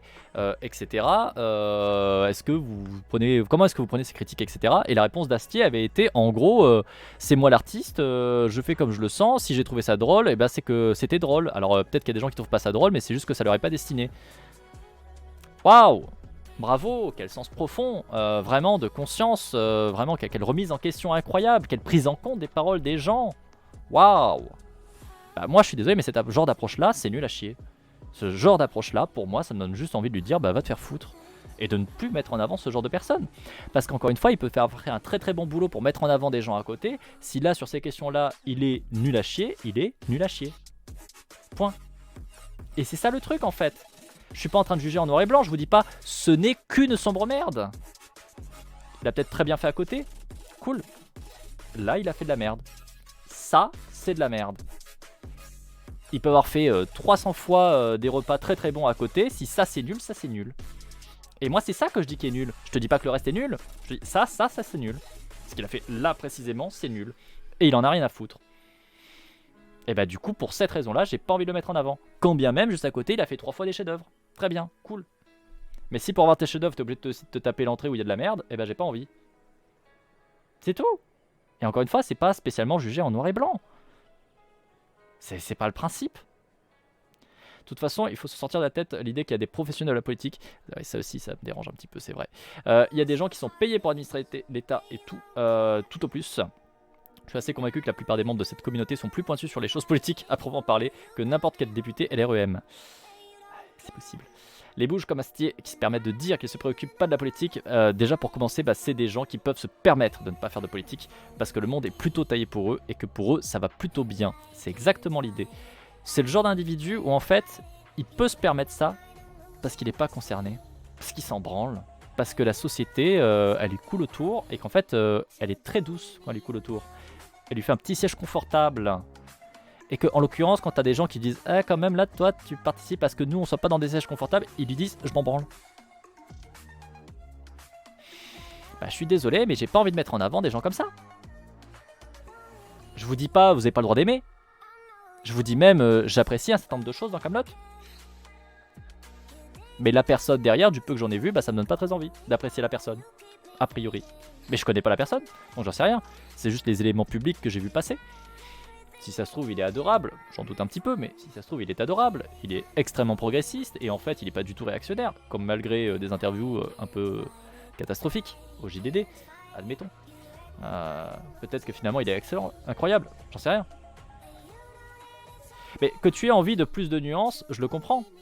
Mais je pense que c'est pas forcément pertinent. En tout cas, pour moi, pour ma manière de fonctionner, c'est pas pertinent. Parce que mettre plus de nuances, en fait, c'est rester dans un cadre confortable. C'est malheureusement faire le jeu parce que tu peux te permettre d'avoir plus de nuances. En fait, c'est ça le truc que j'aurais tendance à moi mettre en avant. C'est que je comprends parfaitement qu'on ait envie de mettre plus de nuances parce que notamment, c'est des choses qui nous touchent, qui ont une importance pour nous, par exemple. Et que du coup, ça nous est inconfortable de se dire putain, fais chier. Il est aussi mauvais que l'autre glandu qui est là-bas à côté. Je le comprends. On a envie de prendre un peu plus de nuances. Mais parce que nous, on peut se le permettre. Parce que toi comme moi, on n'est pas forcément les personnes qui prenons le plus dans cette société. Loin de là. Il y a des gens qui prennent 10 fois plus dans la société. Et que peut-être, sans même que nous on s'en rende compte, parce qu'on n'a pas vécu certaines des choses qui peuvent être normalisées dans ce qui a été mis en avant dans Kaamelott, peut-être qu'on ne le voit pas, peut-être que d'autres gens le voient. Et c'est ça le truc en fait qui moi me pose problème. Voilà, surtout que la critique qui est formulée ici, c'est pas arrêter de regarder ce que Astier fait, parce que c'est pas ce que j'ai dit non plus, c'est juste, bah moi avec les éléments que j'ai pas de raison d'apprécier, et surtout j'ai pas de raison de le mettre en avant. Moi, je n'ai pas envie de vous le mettre en avant. Vous faites ce que vous voulez de votre côté, vous le regardez, vous le mettez en avant, vous discutez, vous faites des soirées avec vos copotes là-dessus, franchement, faites-le, je m'en branle. Si vous passez un bon moment, tant mieux. Si vous-même prenez une soirée à déconstruire le truc et que vous passez un très bon moment, tant mieux. Moi je pense que j'ai autre chose à foutre. Moi je pense que ça ne m'intéresse pas. Je pense que ça ne me parle pas. Voilà. Je pense que ça c'est pas quelque chose que moi je veux mettre en avant. Mais je vais pas vous juger vous. Ce que je juge encore une fois, c'est son comportement. C'est la parole qu'il peut avoir. Voilà, je continuerai à me marrer devant des clips de Kaamelott que je trouve absolument hilarants. Il y a des éléments de Kaamelott qui me font mourir de rire. Il y a des trucs que je trouve incroyables. C'est pas le problème. Parce qu'encore une fois, ce n'est notamment pas l'œuvre que je critique.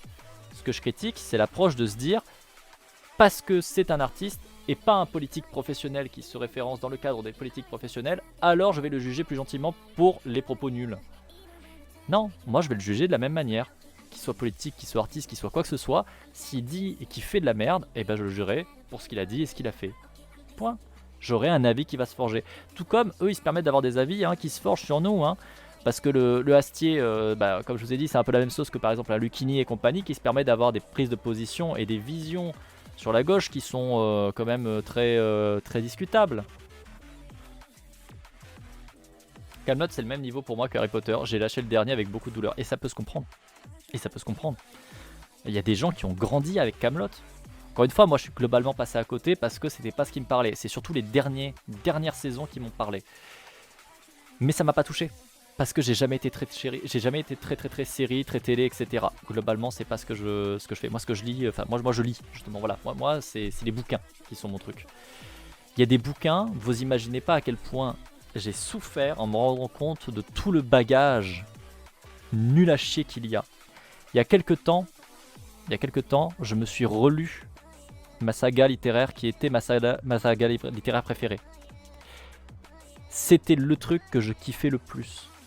C'est un truc qui m'a accompagné pendant toute mon adolescence. C'est la Symphonie des siècles. J'ai trouvé que c'était incroyable à l'époque. Je l'ai relu plusieurs fois, j'étais trop en kiff. Je l'avais pas lu depuis des années là. Je l'ai relu là, il y a 6 mois. Les gens sur le Discord, ils savent à quel point je l'ai mal vécu. Parce qu'en le relisant, et avec le bagage que j'ai maintenant, avec le fait que j'ai énormément grandi et a priori du coup eu de la maturation sur un certain nombre de problématiques, notamment les problématiques colonialistes, etc., tu te rends compte que l'entièreté du bouquin est un truc horrible qui valide le colonialisme, qui valide le fait de traiter les populations natives comme de la merde et de les utiliser comme des ressources dans des guerres débiles qui ne les concernent pas, avec un shame absolu et constant des travailleurs du sexe, des meufs en général, etc. etc. Et en fait, c'est juste pas possible. C'est juste absolument pas possible. Quand tu relis ça, t'as juste envie de péter un câble. Il y a également une validation absolue et constante dans le bouquin du fait d'être un mec masculin violent qui est animal. Parce que, attends, je suis désolé, mais les hommes, c'est des animaux qui ont des pulsions qui les dépassent. Et oh, merde un peu. Quand tu relis ça et que tu vois ça et que tu vois à quel point c'est de la merde, à quel point ça en est marqué idéologiquement parlant, et que tu le voyais pas à l'époque, et qu'aujourd'hui tu le vois, mais ça te bouffe. Parce que c'est le truc qui t'a soutenu pendant des années. C'est un truc qui a participé, je pense, de près ou de loin quand même, à l'identité de qui je suis aujourd'hui. Vraiment. Et voir à quel point je n'ai pas vu tout ça, voir à quel point c'était placé idéologiquement parlant, à quel point c'était dégueulasse, ça fait mal et ça fait chier. C'est le moins qu'on puisse dire. Mais le truc, c'est qu'en fait, peu importe ça, je peux me permettre d'en avoir rien à foutre. Je peux me permettre de lire ce bouquin et de me dire ça me fait tiquer, mais je peux le lire. Parce que je suis pas concerné. Parce que je suis pas une personne native qui est en train de subir une colonisation. Parce que je suis pas issu d'une ethnie qui a été utilisée comme une ressource. Parce que je suis pas une travailleur du sexe qui se fait shame constamment dans une société abolitionniste, etc. En fait, à plein de niveaux, je suis même pas la personne concernée par ce que je vois et qui me révulse. Donc au final, quand j'entends et que je vois des gens qui me disent non mais on peut pas trop critiquer par exemple telle personne qui fait avancer ce genre d'agenda, bah ça montre surtout que t'es pas concerné. Ce que je comprends, et que ça a une importance pour toi et que ça a eu une importance pour toi, je le comprends parce que je l'ai vécu aussi comme plein d'autres gens. Mais ça change pas que pour moi, ça veut pas dire qu'il faut dédouaner, ça veut pas dire qu'il faut minoriser, ça veut pas dire qu'il faut garder des nuances. Pour moi, c'est même problématique si on le fait, parce que si on le fait, même si on a des raisons légitimes, notamment d'affect, de le faire, je pense qu'on se fait avoir. Je pense que non seulement on se fait avoir, mais surtout que on participe de près ou de loin, même sans rendre compte du coup, à valider ce genre de choses. Quand t'as des gens qui continuent à mettre en avant encore et encore et encore du Harry Potter en disant oui mais non mais pour moi c'était important. Oui mais pour moi ça j'ai grandi avec, etc. etc. Ça fait pas juste mettre en avant Harry Potter, ça met en avant Harry Potter et l'univers d'Harry Potter. Avec, par exemple, les petits problèmes antisémites qu'il y a dedans. Par hasard. Les petits problèmes LGBT qu'il y a derrière. Au-delà des aspects même de financement du coup de J.K. Rowling, qui du coup elle-même finance des mouvements qui retirent des droits aux LGBT. Et le problème, c'est que c'est justement tout l'intérêt pour ces personnes-là de jouer sur cet affect. C'est tout l'intérêt de ces personnes de pouvoir jouer sur le fait qu'on veut leur accorder de la nuance. On a envie de leur accorder de la nuance. On a envie de continuer à dire « Ah, quand même, c'était important pour moi. Ah, mais quand même, ok, il y a ça, mais il y a ces aspects-là aussi qui me plaisent. » On a envie, parce qu'on y tient, parce qu'on y est relié affectivement. Mais le problème, c'est que ça fait leur jeu à eux, pas à nous. Et c'est un problème du coup pour moi, encore une fois, de vouloir accorder justement cette nuance. Je comprends qu'on le fasse et je vais pas te juger parce que tu le fais, ni toi ni qui que ce soit. Vous venez, vous me dites que vous êtes toujours touché énormément par tout ça. Je vous dis oui. Ok, je comprends, je respecte. Il y a quelqu'un en particulier à qui je pense qui m'a dit, hein, je suis désolé mais je vais acheter et je vais jouer à Harry Potter parce que ça a été trop important pour moi et que je veux le tester, etc. Et je l'entends. Et je respecte la personne et je lui dis, il n'y a pas de problème. J'ai pas de problème. Je comprends. Surtout que toi, individuellement, bah, tu vas pas faire une grosse différence finalement, hein, qu'on soit d'accord. Hein. Pas parce que tu as mis 50 balles ou pas que ça va changer grand chose. C'est nos affects. On le sait. Le seul truc, c'est qu'il faut aussi avoir conscience que malgré tout ça, et c'est un chemin, hein, c'est un chemin qui prend du temps, hein, bah, ça fait leur jeu à eux et pas à nous. On peut créer des univers, on peut essayer de refaire quelque chose, on peut en sortir pour faire notre propre truc qui respecte beaucoup plus de gens, par exemple. Ça va prendre du temps, ça sera douloureux, ça sera peut-être jamais la même chose parce qu'on n'aura pas grandi avec. Mais tant qu'on continue à faire ce jeu-là, tant qu'on continue à leur accorder de la nuance, tant qu'on continue à dire bah en fait si, ça va, en fait quand même je peux y mettre, on continue. Encore une fois, de près et de loin, même si c'est très minime, on continue à se faire avoir.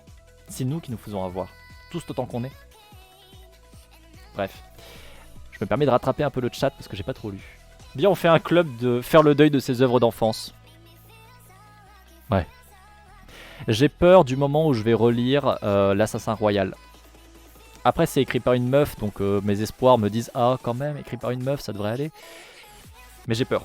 J'ai peur du moment où je vais relire l'Assassin Royal, qui a été ma série d'enfance. L'Assassin Royal, j'ai commencé à le lire quand j'avais 10-11 ans et j'ai fini de le lire, j'étais à la faculté. Donc je pense que ça va être douloureux. Voilà, je pense que ça va être douloureux. Je continue à rattraper. Je rejoins direct. Ouais, je pense qu'on va être nombreux et nombreuses hein, là-dessus. On dit avec Harry Potter perso, encore aujourd'hui, j'ai du mal à m'en détacher complètement. Bah ouais. Merci pour toutes les discussions comme ça, Résu. Au fait, vraiment, il y a ceux qui participent dans le chat. Je pense à Sansai là de suite, mais de façon générale, plein de love sur vous. Oui, plein de love sur nous tous. Je crois que mon premier live ici, c'était un style comme ça, discussion improvisée super intéressante. Bah, ça arrive souvent hein, en vrai. Perso, à un moment, je me définissais en fonction de ma maison de Poudlard. C'est un long travail d'arrêter de m'y référer. Bah oui, c'est normal. C'est normal. Dans la même veine, vous pouvez demander à Solaris, j'ai cherché à rejouer un monument du RPG PC qui est Planescape Torment. Vous n'avez pas idée à quel point les RPG PC ont une place centrale dans ma vie et que ce que ça représente comme donc un jeu comme Planescape Torment pour les boogs comme moi. J'ai dû brûler l'idole et puis pas qu'une fois. Hein. Bah ouais, hein. C'est dur, hein. Ça fait mal. Hein. Là j'ai l'impression de m'attaquer à la deuxième partie de la déconstruction, celle qui fait balle et c'est compliqué. Et oui, et je pense qu'on n'a jamais fini de se déconstruire. Il y aura toujours des choses qui vont se faire. Parce qu'encore une fois, on grandit dans des sociétés, dans tout un tas de structures qui vivent, cohabitent les unes à côté des autres, imbriquées les unes dans les autres. Et peut-être qu'on est en train d'avancer sur certaines thématiques. Et peut-être qu'à côté, on n'est pas du tout en train d'avancer sur d'autres thématiques, malheureusement. Probablement que pendant que j'avance sur certaines thématiques, là aujourd'hui, il y a d'autres thématiques qui sont complètement laissées à l'abandon, en friche, et que peut-être que dans quelques années, je vais devoir m'y occuper, et que je vais me rendre compte que j'étais une sombre merde sur ça, et que je vais avoir beaucoup de boulot à travailler là-dessus. C'est probable. Donc bon. Parce qu'encore une fois, on n'a jamais fini de se déconstruire. Jamais. Je continue à rattraper. C'était douloureux, nous dit effectivement Solaris pour Planescape Torment. Et j'ai pas le même affect que Sansai dessus.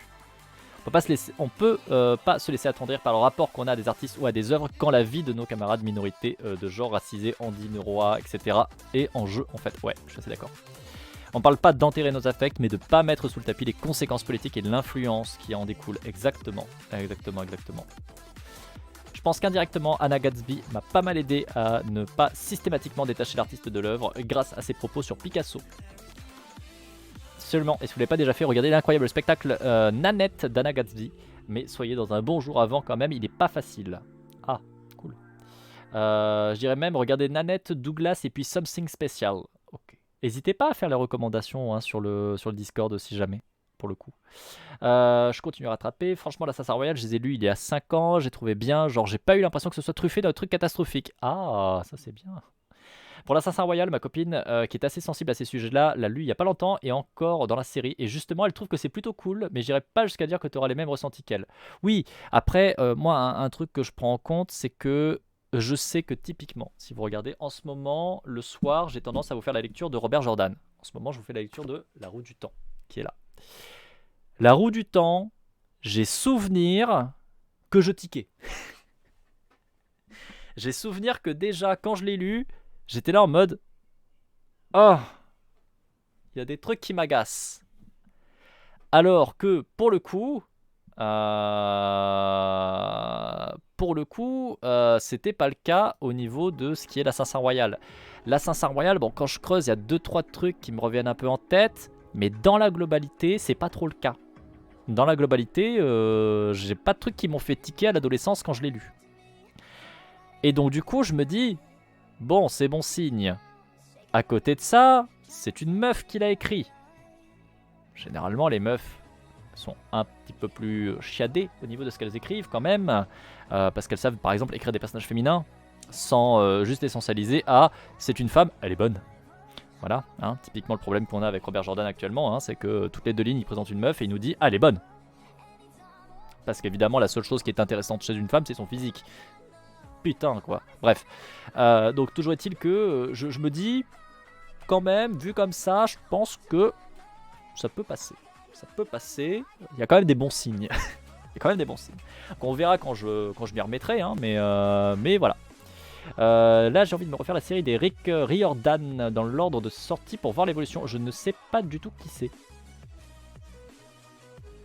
Je sais pas du tout qui c'est Rick Riordan, ça me dit rien. Si tu veux faire un react de Nanette, ça serait génial si t'es dans un bon jour. Bah, pourquoi pas. Recommandations créatrices, c'est juste pour les recommandations Twitch et YouTube, effectivement. Pour tout ce qui est création de contenu, si tu as éventuellement un podcast ou autre, tu peux. Si c'est pour recommander plutôt des... comment ça s'appelle ? Des reportages, des spectacles ou autres, sur lesquels éventuellement React, j'aurais tendance à dire peut-être faire soit un nouveau sujet pour tout ce qui va être spectacle, soit peut-être faire... en vrai, vous savez quoi ? Si vous voulez que ça soit quelque chose qu'on fasse en stream, peut-être ouvrez un sujet qui soit recommandation à faire en React stream ou une connerie comme ça. Vous me faites un sujet où en gros ça marque clairement que c'est pour le stream. Et éventuellement là-dedans vous pourrez mettre des podcasts, vous pourrez mettre des spectacles, vous pourrez mettre des reportages, etc. etc. Ça peut être bien. Ça peut être bien. L'auteur de Percy Jackson, Riordan, d'accord. Alors Percy Jackson, je connais que le film. Je n'ai pas lu de tête. Parce que j'étais déjà plus trop dans l'âge choisi, ciblé, hein, j'étais en faculté. Donc j'avoue que je suis passé complètement à côté. Et un autre truc, faut savoir que j'ai un peu un blocage au niveau de tout ce qui est... comment dire culture américaine, tout ce qui est le bagage en fait de mettre en avant des styles de vie à l'américaine, j'ai tendance à passer à côté. Et Percy Jackson, de ce que j'avais vu globalement, c'était oh regardez les dieux mythologiques viennent aux États-Unis. J'avoue que ça me passe au-dessus, ça me donne pas envie. C'est pour ça que d'autres trucs comme par exemple que je retrouve le nom, American Gods, pareil, ça me passe au-dessus. Parce que tout ce qui est l'Amérique, la vie de l'Amérique, etc., je m'en branle. Je m'en tape royal. C'est un truc qui ne m'attire pas, ça me bloque. Vraiment, j'avoue que ça me bloque parce qu'en plus de ça, c'est toujours la culture des colons américains. C'est pas... On vous montre pas la culture, par exemple, des natifs. Hein. Non, non, on vous montre la culture qui se développe, qui s'est développée depuis que les terres ont été colonisées par des Européens et toute la culture en fait américaine totalement issue de la colonisation. Et j'avoue que vraiment, j'en ai rien à péter. Ça, c'est un truc qui me bloque vraiment beaucoup. C'est vraiment le genre de synopsis où j'y vais, mais en serrant et en freinant des quatre pattes. Ça me donne pas du tout envie. Ça me donne pas du tout envie. J'ai un chat qui me fait des ponk-ponk et qui s'arrête pas. Ça suffit le chat. Ça suffit. Bref, je reprends la lecture quand même. Il faut bien un jour, je suis désolé. Courage. Courage, courage. J'en étais où? À part dans des conneries. Que la multitude soit l'origine de toutes les créations institutionnelles, c'est la chose qui échappe le plus aux individus de la multitude, qui entretiennent individuellement avec les institutions un rapport d'extériorité, ne parviennent pas à y reconnaître leur création collective. Ce sentiment de l'asservissement à une puissance externe n'est jamais si grand qu'à propos de l'État, jusqu'à induire l'idée fausse qu'il nous suffirait de nous en débarrasser pour recouvrer la liberté. Fausse en effet, puisque les individus ne voient pas distinctement que l'entité qu'ils prennent pour étrangère est, mais en dernière analyse, entièrement leur. La triste vérité, celle que la BOC avait parfaitement vue, c'est que l'État, c'est nous. C'est nous qui produisons et reproduisons à chaque instant l'État qui nous domine, avec notre concours passionnel. Car l'État n'a en définitive pas d'autre puissance que celle que nous lui apportons en toute méconnaissance de cause. Bon. Finalement, c'était bien la conversation. Donc ce qu'il vous dit là concrètement, c'est en fait si les révolutions ça marche pas, etc., c'est parce que attention, vous êtes vous en fait ce qui fait échouer l'État. Enfin, vous êtes vous ce qui fait échouer la révolution parce que vous remettez en place l'État. Parce qu'en fait, l'État n'est pas quelque chose qui est une aberration, c'est vous qui l'avez fait exister. Donc en fait, vous faites exister que ce que vous voulez faire exister. Donc en fait, c'est votre faute, TKT. Voilà, en gros, c'est un peu ça qu'il est en train de nous raconter. Alors, je fais un peu preuve de mauvaise foi tout de même, parce que c'est pas tout à fait ça qu'il nous dit, mais c'est quand même le sens. C'est le coup de, en fait, les révolutions ne marchent pas parce que tout ce qui est mis après et tout ce qui était avant, en fait, c'est déjà le fruit de la masse. C'est vous qui l'avez mis en place, et donc, du coup, en fait, c'est votre responsabilité. Vous ne pouvez pas faire autre chose que le mettre en place, parce qu'il revient toujours sur cette idée, mais ça, c'est constant hein, chez notre petit Lordon. C'est que l'humain a besoin du chef, l'humain a besoin d'un État, c'est ce que nous voulons, c'est ce que nous voudrons toujours, c'est ce que nous ramènerons toujours. Vous avez notamment une interview qu'il avait fait, alors je sais plus où il l'avait fait. C'était pour une sortie littéraire, c'était pour la sortie d'Imperium où il nous expliquait, alors c'était un très long interview d'1h30, 2 heures, c'était long, c'était chiant en vrai. Mais c'est faux, oui, c'est faux. Bonjour méditation. Il nous racontait que en fait, le principe vraiment qu'il a, c'est que dans sa vision des choses, quoi qu'on fasse, même si on veut mettre en place de l'anarchie et qu'il trouve ça très mignon l'anarchie, il a une certaine, comme il avait dit ça, il a un certain amour pour ces passionnés de l'anarchie, etc. Ça ne peut pas marcher et l'État reviendra parce qu'il faut s'organiser, il faut l'organisation, il faut l'État. Et donc les gens reviendront mettre l'État, c'est normal, c'est comme ça, c'est la vie. Sauf que, encore une fois, c'est passé à côté de choses incroyables comme, incroyablement, les sciences humaines et sociales, les rapports de force, les systèmes de domination, etc., etc., etc. Il passe complètement au-delà de ça, ça n'existe pas dans sa conception, donc... Voilà, et là en fait c'est ce qu'il nous dit hein, concrètement, il revient sur cette même idée, il nous dit mais en fait même si vous faites la révolution, dans les faits, vous remettrez l'État, parce que l'État qu'il y avait avant, c'était vous, et l'État qu'il y aura après, c'est vous toujours, c'est vous, donc vous êtes responsable de ce qu'il y a, donc voilà c'est comme ça. Il y a un petit peu presque effectivement cette idée de la société a évolué et c'est naturel, et c'est un peu ça qu'il nous dit quand il nous dit mais en fait si on met en place une révolution, c'est pas parce qu'on est en train de casser le déterminisme, en fait c'est toujours le déterminisme qui vient faire ça. C'est un peu cette idée que c'est naturel. C'est naturel, la société évolue, on a évolué dans un certain sens, là c'est plus ce qu'il faut au vu des déterminants, donc on va sur autre chose, mais c'est déterminé, c'est normal, c'est naturel. Et c'est un peu de la merde, on va pas se mentir.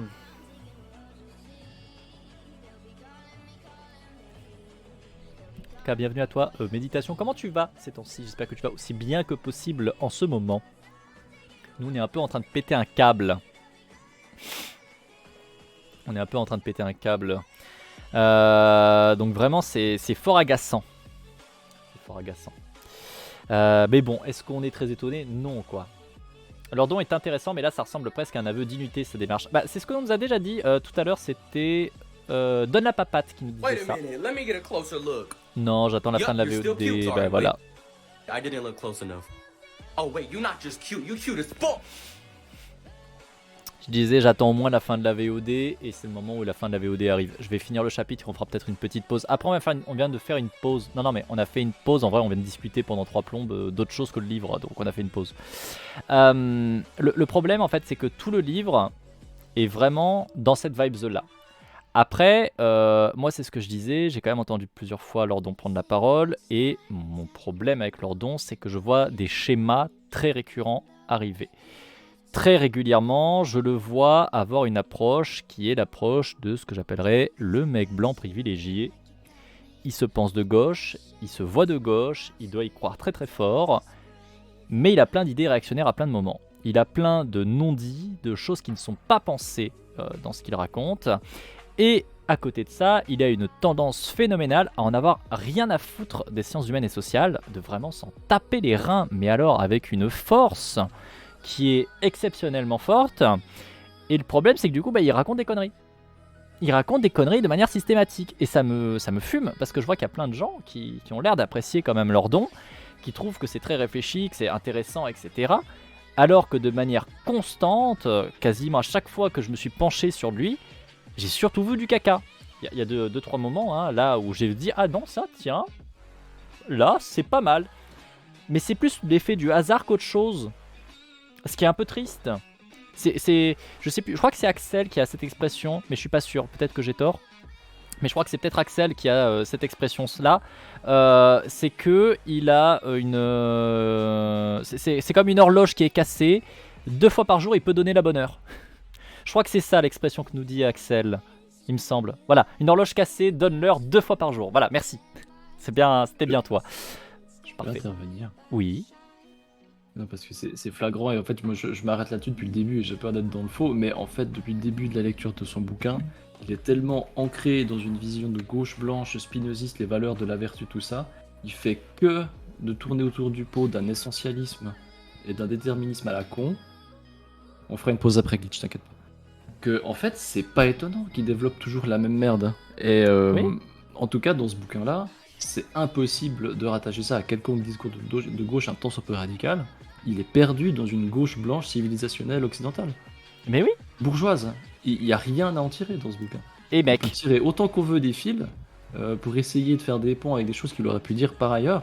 Mais à ce niveau-là, si Lordon défend son bouquin, les choses positives qu'on peut en tirer, c'est de l'ordre de la fulgurance et du hasard, quoi. Ouais. Enfin, c'est terrible. Voilà, bonjour. Je me suis énervé, je retourne sur mon sauce live casser des culs. Hop. Merci pour cette intervention qui était pertinente. Et moi, je venais pas pour faire une injonction à la pause, je venais juste pour vous dire de prendre soin de vous et que vous étiez tous des gens adorables. Allez, bisous. Oui. À plus tard. Bisous Glitch, tout pareil. J'aime bien cette expression aussi, surtout pour tailler quelqu'un qui est fier de soi, n'est-ce pas? Oui. Ça paraît sain de mal se sentir en ce moment. Je serais inquiète si quelqu'un me disait je me sens bien, moi, dans cette société qui part en vrille, n'est-ce pas? N'est-ce pas? Donc ouais, on est vraiment un petit peu sur ce qu'a dit Céron, je suis assez d'accord avec elle, là, pour le coup. Il tourne autour du truc, vraiment. Il tourne autour du truc, sauf que, en fait, comme il veut pas y aller, il veut pas aller dans du radical ou quoi, ou il n'est pas capable d'aller dans du radical, je sais pas. Encore une fois, je me permets pas de juger la personne, je ne connais pas Frédéric Lordon, l'individu. Moi, je peux que vous parler de ce qu'il a écrit qui est là. Voilà. Oui. J'ai l'impression qu'il a peur de citer Nietzsche. Et parce qu'en fait, il y a quand même un sacré Roland Rougebrun un petit peu fascisant derrière, en tout cas totalitaire. Et oui. Dans la lecture un peu classique de la philosophie en Occident, en principe, quand tu lis Spinoza, tu finis par Nietzsche après. D'accord. Et plus loin, c'est... Enfin, moi, c'est un petit peu le parcours que j'ai fait, c'est un parcours qui a l'air de se faire et que j'ai déjà entendu plusieurs fois. Sauf qu'en principe, quand t'es à gauche et que tu cites Nietzsche, ça pue, quoi. J'ai l'impression qu'il est et qu'il veut pas le faire. Sauf qu'il... Je sais pas, des fois j'ai l'impression qu'il va frôler avec les notions du dirigeant. Ah, mais il frôle pas, il y a allé à Enfin, 2 pieds dedans. Hein. Ouais, enfin, et qui frôle d'employer les termes de surhomme, quoi. Enfin, de mal employer le terme de surhomme de nu. Enfin, bref. Et puis c'est terrible parce que il fait tout le pas de rédemption de ces philosophies-là, au courant, je crois que c'est 19e, 20e siècle, pour parler, genre, je sais pas, de Schopenhauer, par exemple. Et enfin, essayer de mettre ça un peu dans le discours moderne. Il est vraiment arrêté sur une philo essentialiste, quoi. Et c'est terrifiant. Ouais. Voilà. En fait, de le voir tourner autour de descriptions un petit peu. Je vais pas dire fascisante parce que c'est anachronique, mais un peu de totalitaire. Autoritariste, du début du siècle totalitaire, passé, ouais. autoritaire, voilà. Franchement, c'est presque plus inquiétant. Je préfère qu'il ait à pieds joints dedans et qu'il dise franchement les trucs, mais sauf que il tourne en pot depuis 100, enfin, il tourne autour du pot, pardon, depuis 180 pages, donc bon. 108. 108. Pardon, j'ai inversé une dizaine. Ressenti 180. Mais, pour, comme dirait Alec, ressenti 4 milliards d'années. Hein. Mais non, ouais. enfin, c'est terrifiant. C'est terrifiant. Oui. Et moi je vais réagir du coup sur ce que tu dis. Lordon est surtout utile pour éclater un néolibéral en joute verbale avec plein d'ornementations verbeuses. Moi je trouve pas. Moi je trouve pas parce que en fait le problème c'est que dès que tu creuses, en fait c'est vide. En fait c'est éclaté. Donc du coup est-ce que c'est très pertinent? Je suis pas sûr. Au-delà de ça, est-ce que c'est pertinent de venir sur le même terrain que les droitos? Est-ce que c'est pertinent d'aller en fait se mettre au niveau des droitos? Je pense pas. Parce qu'en faisant ça, c'est toi qui vas te déplacer, c'est toi qui vas vers eux. Et c'est toujours le problème. Lordon joue au classiste. Lordon joue en fait avec son bagage justement d'homme privilégié, blanc, etc. C'est pas très pertinent pour moi. J'entends, hein, je respecte si vous avez au contraire cette vision que oui c'est important, etc. Il n'y a pas de souci. Moi je vous avoue que c'est pas ma manière de voir les choses, c'est pas ma manière de trouver ça pertinent. Mais à contrario, je suis aussi la première personne à vous dire que je pense et que je suis intimement convaincu que il y a plein de manières de combattre et qu'elles sont toutes valides en soi. On ne peut pas avoir un combat d'une manière qui sert à tout le monde et puis c'est tout. Non, il y a plein de manières de combattre, il y a plein de manières de militer, il y a plein de manières d'avancer. Et je pense que il y en a plein que moi qui me correspondent absolument pas clairement et que même je trouve mauvaises mais qui sont probablement pertinentes d'une manière ou d'une autre et que c'est pas à moi de juger si ça l'est ou pas en fait. Donc le fait est que moi ça me correspond pas. Voilà, je préfère clarifier ça, mais voilà. Toujours être universaliste plus que universitaire. Ouais. Il y a le côté universitaire, mais on est dans les deux, mais c'est pour la ouais. Mais le fait est que là, du coup, si vous prenez effectivement cette démarche-là, je trouve que c'est pas pertinent parce qu'au final, il combat du vent avec du vent, parce que bon, les droitos, généralement, il n'y a pas grand-chose non plus derrière, mais enfin, comme lui, globalement, ses discours sont assez vides de sens, assez mauvais, assez nuls. Voilà, j'avoue, personnellement, je vois pas trop l'intérêt d'y aller. En fait, je vois pas l'intérêt d'y aller de base. Donc déjà, je pense que ça viendrait là directement, j'irai pas. Enfin... Pour combattre des fachos en débat, ça veut déjà dire de porter les idées fachos dans l'espace du débat en fait. Ouais, pour moi c'est déjà un problème. Bon, encore une fois, voilà, c'est pas ma manière de faire, je peux comprendre que certains veulent absolument le faire. C'est pas ma manière de faire, c'est pas ce que je mettrais en avant, mais admettons. Encore une fois, je suis personne pour juger de ce qui est un bon combat et un mauvais combat, de ce qui est adapté, pas adapté, ce qui est à faire, pas à faire. Je pense que c'est pas à moi de le dire, c'est pas à moi de le faire. Moi je fais en fonction de ce que je crois. Moi, je vous dis ce que j'en pense. Après, si vous êtes convaincu que c'est un truc à faire, vous le faites et puis voilà. Si vous cautionnez et puis je vais pas vous juger quoi. Bref, toujours est-il que du coup, un Lordon, quand il a ce genre d'approche, pour moi c'est nul. Pour moi c'est nul, ça n'apporte rien. Et je trouve que ça n'apporte même pas finalement une victoire, on va dire de près de loin, dans une joute verbale avec des droitos, parce que les droitos s'en branlent de ce que vous pouvez leur amener. Vous venez les éclater sur un journal télévisé avec votre fameuse joute verbale pleine d'ornementation, admettons. Le lendemain, il est déjà là à faire le kéké comme si c'est jamais rien passé. Parce qu'en fait, pour lui, c'est rien passé. Parce qu'en fait, on n'est qu'une bosse. Parce qu'en fait, on n'est rien dans sa tête, dans sa vision. Avoir un débat rationnel avec des fachos, ça sert à rien, c'est de voir les tweets de Diamérieux. La logique et la pertinence et les bons arguments, on a rien à foutre. Il va dire ces trucs, il va sortir des contre-vérités et n'importe quoi. Ouais. Et vraiment, pour moi, c'est pas pertinent. Du coup, si on continue à le mettre en avant à gauche, alors que on en est là, que globalement, son travail à minima sur ce livre-là, et encore une fois, je vous ai dit, j'ai quand même entendu quelques interventions de sa part, et j'ai pas du tout trouvé ça exceptionnel, du tout, de manière quasi systématique. Est-ce que c'est vraiment pertinent ? est-ce que c'est vraiment pertinent de mettre en avant sa parole à lui plutôt que d'aller, par exemple, écouter par hasard des personnes concernées, des personnes racisées, des meufs, des andis, etc., etc. Est-ce que c'est pas plus pertinent d'aller écouter, du coup, des gens qui ont des choses à dire parce qu'ils les vivent, plutôt que Frédéric Lordon qui nous dit, plutôt dans le récit, hein, donc il y a deux jeudis de ça, peut-être jeudi dernier, je sais plus, qui nous disait que lui il comprenait le racisme et il pouvait parler de racisme parce qu'il avait cette capacité incroyable qui était l'imagination, et donc il s'imaginait subir le racisme, et donc s'imaginant subir le racisme, il le comprend, il est capable de le vivre, et donc il est capable de parler de ce que subissent les personnes racisées qui vivent le racisme. Non, c'est de la merde. C'est de la merde. Vraiment, Et du c'est un coup- niveau. Je suis féministe parce que j'ai une femme. Voilà, vraiment, du coup, qu'il monopolise comme ça la parole systématiquement, parce que c'est ce qu'il fait, hein, en ayant cette prise de position constante, notamment dans les débats de gauche, dans les médias de gauche, etc. Est-ce que c'est pertinent de mettre ça en avant, de mettre cette personne-là en avant, ces idées-là, cette vision-là, plutôt que d'aller poser la question à des personnes qui justement manquent de visibilité, qui justement sont les personnes qui subissent ça constamment, dont c'est pas juste un petit jeu comme ça d'imagination pendant 5 minutes alors qu'il écrit son bouquin, mais qu'ils vivent ça au quotidien, du moment où il se réveille au moment où il se couche. Est-ce que c'est pas quand même vachement plus pertinent d'aller écouter ces personnes-là plutôt que lui?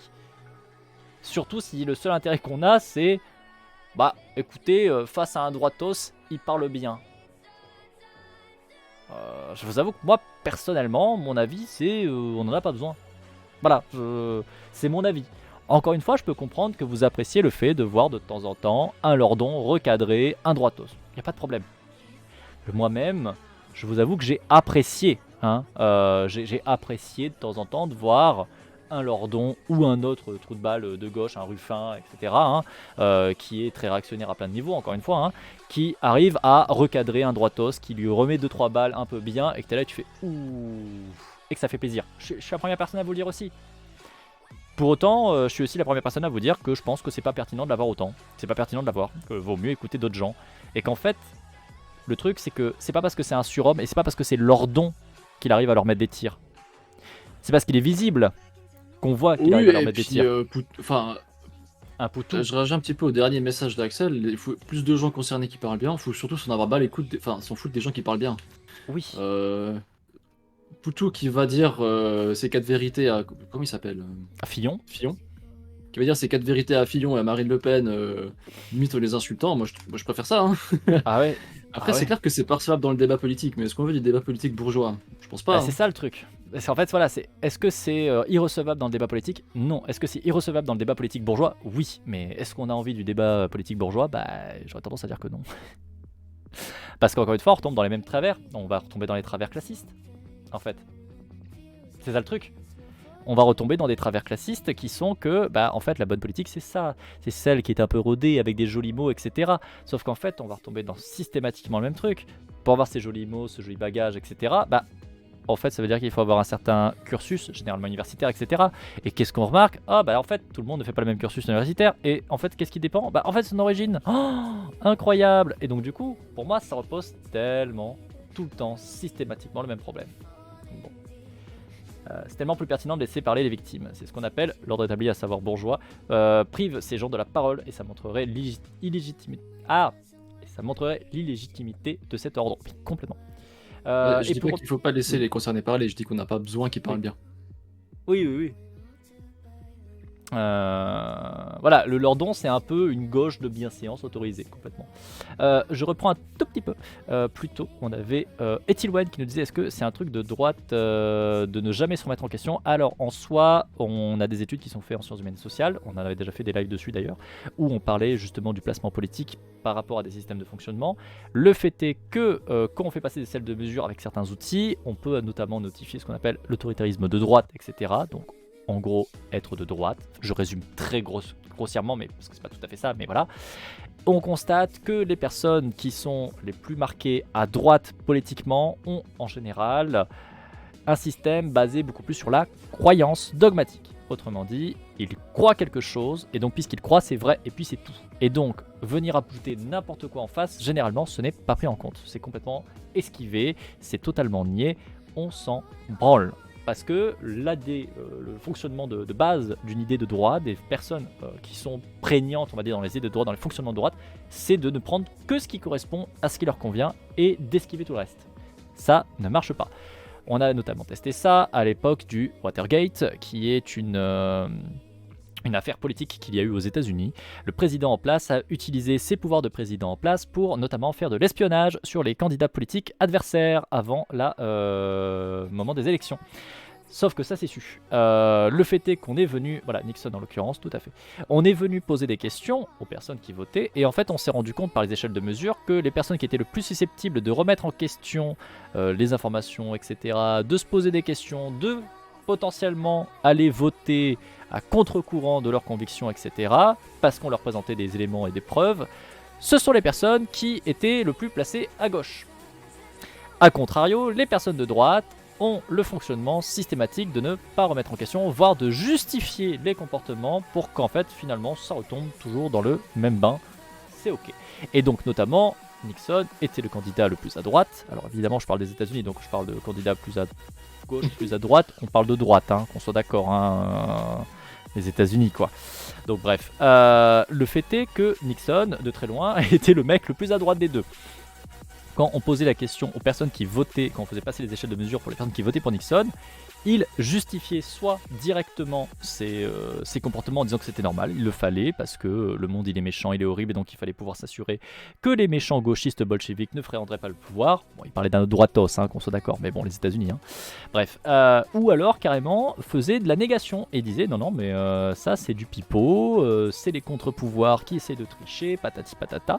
Parce qu'ils sont dans un système de croyance. On ne remet pas en question la croyance. Tout ce qui ne va pas dans le cadre de la croyance est soit nié, soit réécrit pour correspondre à leurs éléments. Point. Voilà. Et c'est un truc qui est très marquant de la pensée et des fonctionnements idéologiques à droite. Je continue à rattraper le chat parce que je suis très loin. Je suis revenu au bon moment visiblement. Non. Recoucou Solaris. Perso, mon petit plaisir, c'est les scuds de Poutou. J'avoue que j'aime bien Poutou qui met des scuds, ça fait plaisir. Et pourtant, pareil, un Poutou n'est pas incroyable sur plein de points. Poutou, sur tout un tas de questions, notamment les questions LGBT, on peut retoquer. Hein. Sur les questions aussi au niveau de tout ce qui est les travailleurs et travailleuses du sexe. Il y a des moments où tu peux tirer un petit peu, tu vois qu'en soi, ils sont pas super solides. Parce que c'est pas des problématiques qui les concernent, qui ne concernent pas Poutou et qui concernent probablement pas le petit bureau opérationnel qu'il a autour de lui. Donc c'est pas forcément des thématiques qu'ils travaillent et c'est pas des thématiques où ils sont proactifs. Ils ne vont pas chercher là-dedans. Alors, heureusement, ça fait partie des mecs les plus radicaux. C'est presque à croire qu'il est parti avec le système représentatif ne marche pas en fait. C'est dingue. Hein. À croire que Lordon dirait presque juste dans sa bêtise quand il parle d'un leader suprême quoi. Enfin, il sera toujours de la merde d'avoir des leaders et d'élire des leaders. Bah oui.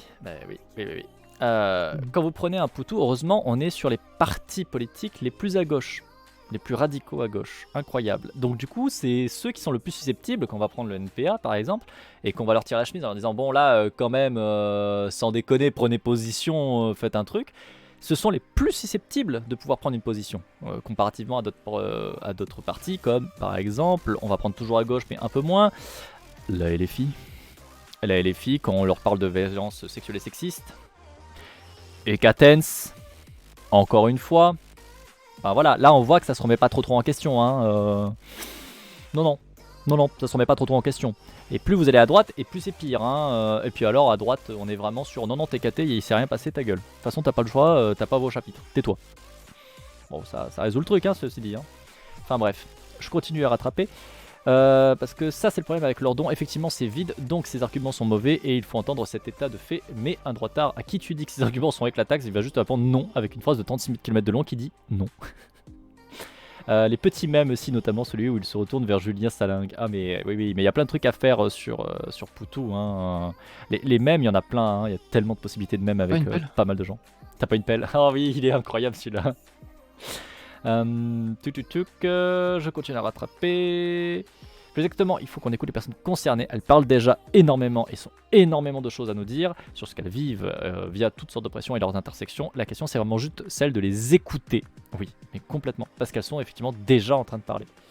Sauf que le débat politique bourgeois, c'est le seul qu'on a actuellement. J'aimerais bien que les personnes discriminées aient un minimum de droits avant la révolution, j'avoue. Par rapport à ce que disait Sansai, il y a aussi un truc. Je parle en tant que encore perçu comme mec blanc. Faut pas attendre des personnes concernées de nous faire de la pédagogie sur les trucs en fait, ou d'avoir du care en mode oh pauvre petit blanc, tu as. C'est vrai, c'est trop triste ce que tu vis. Tu as toutes les positions privilégiées dans la société. Je vais t'expliquer pourquoi ton racisme. Ouais. Ne faites pas ça. Oui. D'accord. Vous tapez des mots sur Google. Enfin, je dis vous, je m'inclus dedans. Hein. On tape des mots sur Google, puis on lit, on écoute, on trouve les podcasts et on s'enseigne. Exactement. Et puis il y a un message d'Axel un peu plus loin sur que c'est difficile de remettre des croyances ou je sais pas ça, des concepts d'identité qui sont au cœur de ce qu'on se construit. Bah oui, après on vit en Europe avec 2000 ans d'histoire de domination. Donc, ah oui. Et c'est pour ça que je suis la première personne. Hein. Ce serait malhonnête de toute la gauche radicale de dire que c'est facile à faire et que tu fais ça du jour au lendemain. Clairement. Enfin, ce serait même à mon avis une poutre dans leurs yeux de croire que c'est facile. Ce seront les premiers à oublier quelque chose. Donc oui. Ah oui, moi je suis. Après, je crois que l'histoire. Je crois qu'il y en a quoi on a 7000 ans d'histoire. Aucune idée. Bref, mais oui, enfin, c'est. On n'est pas sorti le cul des ronces, quoi. Mais il y a la façon de le faire, il y a qu'est-ce qu'on décide de pas écouter, qu'est-ce qu'on décide de pas voir. Oui. Moi, je suis toujours la première personne à vous le dire et à vous le répéter. On ne peut pas passer au-delà de nos biais. On fait tous les efforts qu'au monde, on va continuer à le faire toute notre vie, on va galérer, on va réussir sur certains trucs, on va pas réussir sur certains autres trucs. C'est normal. On va faire des erreurs. Vous faites des erreurs, je fais des erreurs, tout le monde fait des erreurs, on continuera à faire des erreurs. Ce qui compte, c'est pas de ne pas faire d'erreurs. Parce qu'on en fera forcément des putains d'erreurs. On en fera forcément. Ce qui compte, c'est qu'est-ce que vous faites quand vous le voyez. Qu'est-ce qui se passe une fois que vous avez constaté que vous avez fait une erreur. C'est ça qui compte. Les erreurs, on en fera tout le temps. Parce que, comme le dit Axel, remettre en question une croyance qui est au cœur de ton identité, qui est au cœur de ce que tu es, de ton groupe social, qui est partagé par les autres, c'est horrible. Non seulement c'est horrible, mais c'est super compliqué. Vraiment. Parce que tout ce que vous avez vécu jusqu'à présent continue et a continué à valider cette manière de fonctionner. Même si vous vous rendez compte qu'elle est dégueulasse, même si vous vous rendez compte que c'est pas ok, même si vous vous rendez compte de plein de trucs. Ça reste quelque chose qui est éminemment partagé. Là aujourd'hui, on est quand même globalement plutôt d'accord que être sexiste, c'est de la merde.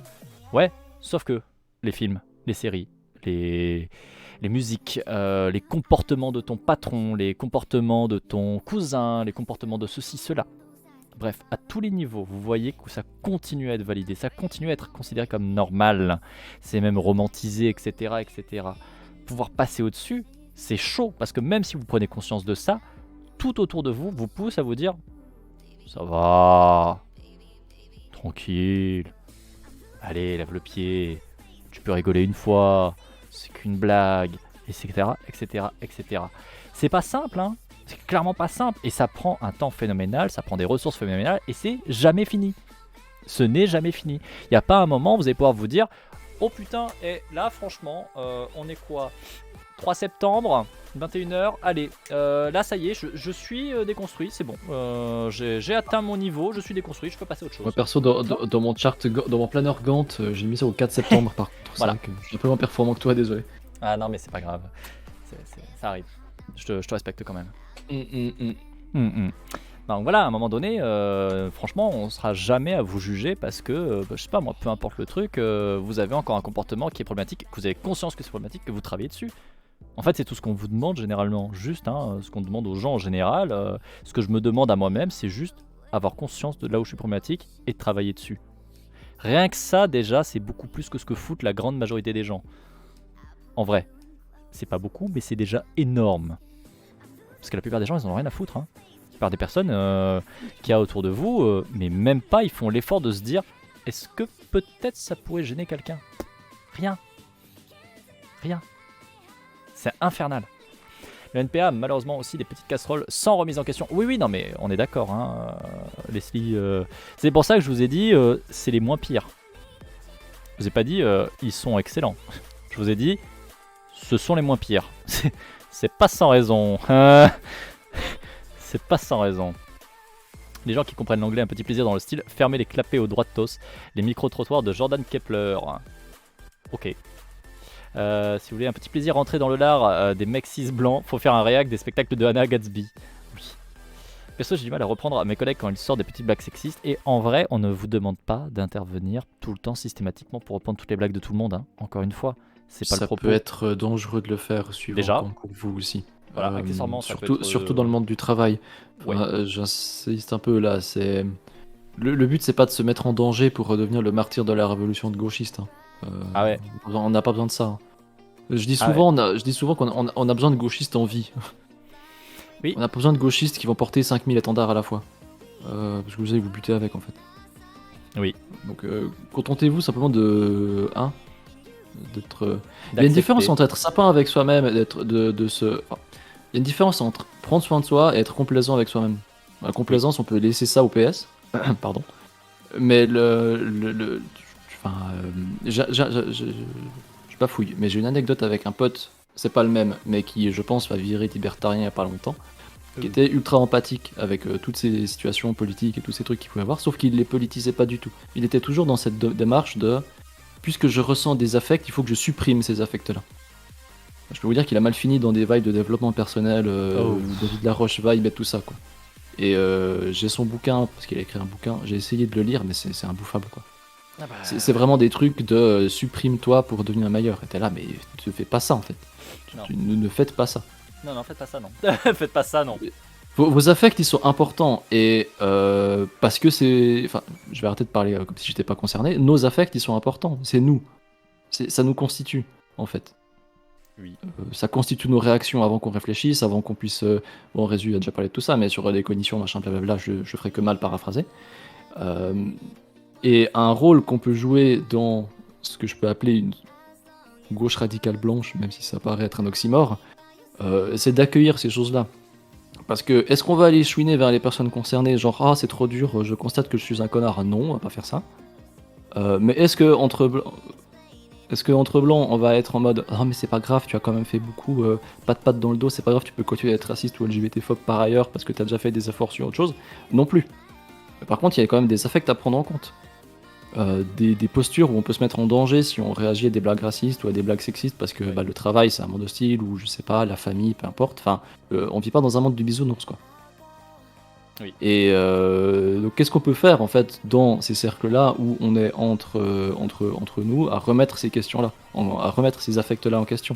C'est de les accepter et de les accueillir. Mais sans déborder en mode oh là là, j'ai besoin d'être rassuré dans ma grande croisade contre moi-même de déconstruction. Ouais. Je rattrape un petit peu. Les musiques, c'est presque le pire entre ma compréhension du monde qui est vachement bougée, ma compréhension de l'anglais qui est montée aussi. Retomber sur certains titres qui m'avaient ambiancé à mort, où d'un coup je comprends les paroles cringe, c'est quelque chose. Ouais. Je sens qu'il y a un forcing de Leslie sur certaines pièces. Non, je vois pas de quoi vous parlez. Je reprends un tout petit peu parce qu'en fait on a toujours pas coupé la VOD et j'ai pas fini le chapitre qui est presque fini. Du coup je... Ah mince, on a donné bien sur internet, merde. Oui, again. Tu commences à avoir l'habitude à force. Alors, c'est là toute la force de la capture, car voilà ce qu'on peut dire conceptuellement des institutions en général. Elles sont l'effet d'une capture de la puissance de la multitude, une dérivation de ses auto-affections dans une structure séparée. Lorsque l'individu se heurte à l'État, c'est la puissance de tout ce qui est tous qu'en fait il rencontre, mais telle qu'elle est méconnaissable à tous. Celui qui entreprendrait de poursuivre avec conséquence l'épreuve de la désobéissance à l'État à partir de la plus minime peccadille en ferait sans doute l'expérience, car non seulement partant par exemple d'un simple refus d'obtempérer à un feu rouge, l'escalade par niveaux successifs d'insoumission le conduirait à connaître une réponse d'État d'intensité violente très rapidement croissante jusqu'à un déploiement de force d'échelle macroscopique. On ne peut ainsi manquer d'être impressionné par le niveau de moyens matériels que l'État est prêt à engager pour poursuivre ceux qu'il tient pour ses ennemis, même quand il s'agit d'un tout petit nombre d'individus, mais surtout il ferait face seul contre la cristallisation institutionnelle de tous et de la puissance de tous. Bon, encore une fois, c'est éclaté. Pourquoi? Parce qu'il ne parle pas des rapports de force, il ne conceptualise pas les rapports de force. ça n'existe pas. Les avancées en sciences humaines essentielles n'existent pas. Elles sont absolument non présentes. Le racisme État n'est pas présent. Le racisme au sein de la population n'est pas présent. Parce que si vous prenez ne serait-ce que son exemple, un refus d'obtempérer au feu rouge, on l'a vu très récemment, ça n'entraîne pas les mêmes conséquences en fonction de ta couleur de peau. Oh, incroyable. Ce que tu vas manger, c'est pas la puissance de l'État en termes d'institution. Ce que tu vas manger, c'est une balle dans la tête, juste parce que tu es de la mauvaise couleur. Point. C'est pas toi face à tous les autres, parce que tu sais très bien que vous êtes tous les autres, vous êtes toute une banlieue de personnes racisées à subir exactement la même chose, et vous êtes même plus qu'une banlieue à subir la même chose. C'est clairement le pouvoir oppressif, la discrimination d'un petit groupe armé, entre autres choses, envers les autres. Parce que ces personnes armées sont en situation d'être armées, d'avoir du pouvoir sur l'existence, sur la vie des gens, par un autre groupe qui est pas armé avec des armes, en l'occurrence à feu, mais armé d'outils législatifs, etc. Donc en fait, c'est absolument pas une question de le pouvoir de tous qui vient s'imposer à toi parce que tu oses venir brinque-baller le pouvoir, etc. Non, c'est clairement pas le cas. Encore une fois, c'est oublier les rapports de force. Croire que, et toujours là maintenant en 2023, croire que en fait l'État ce n'est que la représentation, même si elle est modifiée visuellement, même si elle est retouchée, etc. Ce n'est que l'expression du pouvoir du peuple et qu'en fait c'est que les collectifs ensemble qui ont mis en place le truc et puis c'est tout, c'est complètement éclaté. C'est de fait complètement éclaté. Encore une fois, c'est mettre de côté tout ce qu'a montré l'histoire, tout ce qu'ont montré les recherches en sciences humaines et sociales, que non, l'État n'est pas produit par le commun. L'État est produit par un petit groupe qui a monopolisé les ressources, qui s'est accaparé les ressources et surtout qui s'est mis en place des bonnes petites milices, des bons petits moyens répressifs extrêmement violents. Et ce n'est absolument pas la représentation du pouvoir de tous. Ce n'est pas parce que nous avons voté là, il y a quelques années, pour un Macron que Macron est président. Macron est président parce que nous n'avons pas eu d'autre choix que de voter pour lui ou un autre candidat du même genre. Parce qu'on n'a qu'un tout petit groupe de personnes pour qui on peut voter. Tout petit groupe qui est validé par le même petit groupe qui est là depuis des plombes, qui s'est accaparé les ressources. À aucun moment, le simple fait de ne pas voter, par exemple, permet de faire retirer ça. On l'a vu avec des taux d'abstention qui sont phénoménaux. Ça ne change rien. On n'est pas sur une question où l'État existe parce que les gens ont accordé du pouvoir à l'État. Ce n'est pas comme ça que ça marche. Encore une fois, c'est juste ta petite vision de Frédéric Lordon le bourgeois qui est en mode quand même les gens s'ils veulent ils peuvent, hein. S'ils veulent me suivre, et ben, ça pourrait tout changer. Bah non en fait, ça marche pas comme ça, c'est incroyable d'être encore là-dessus quoi. Bref, je vais couper la VOD qui est beaucoup trop longue. Petite fougère de YouTube. À très bientôt Bisous, pour la je suite. n'existe pas. Exactement. Ciao ciao ciao.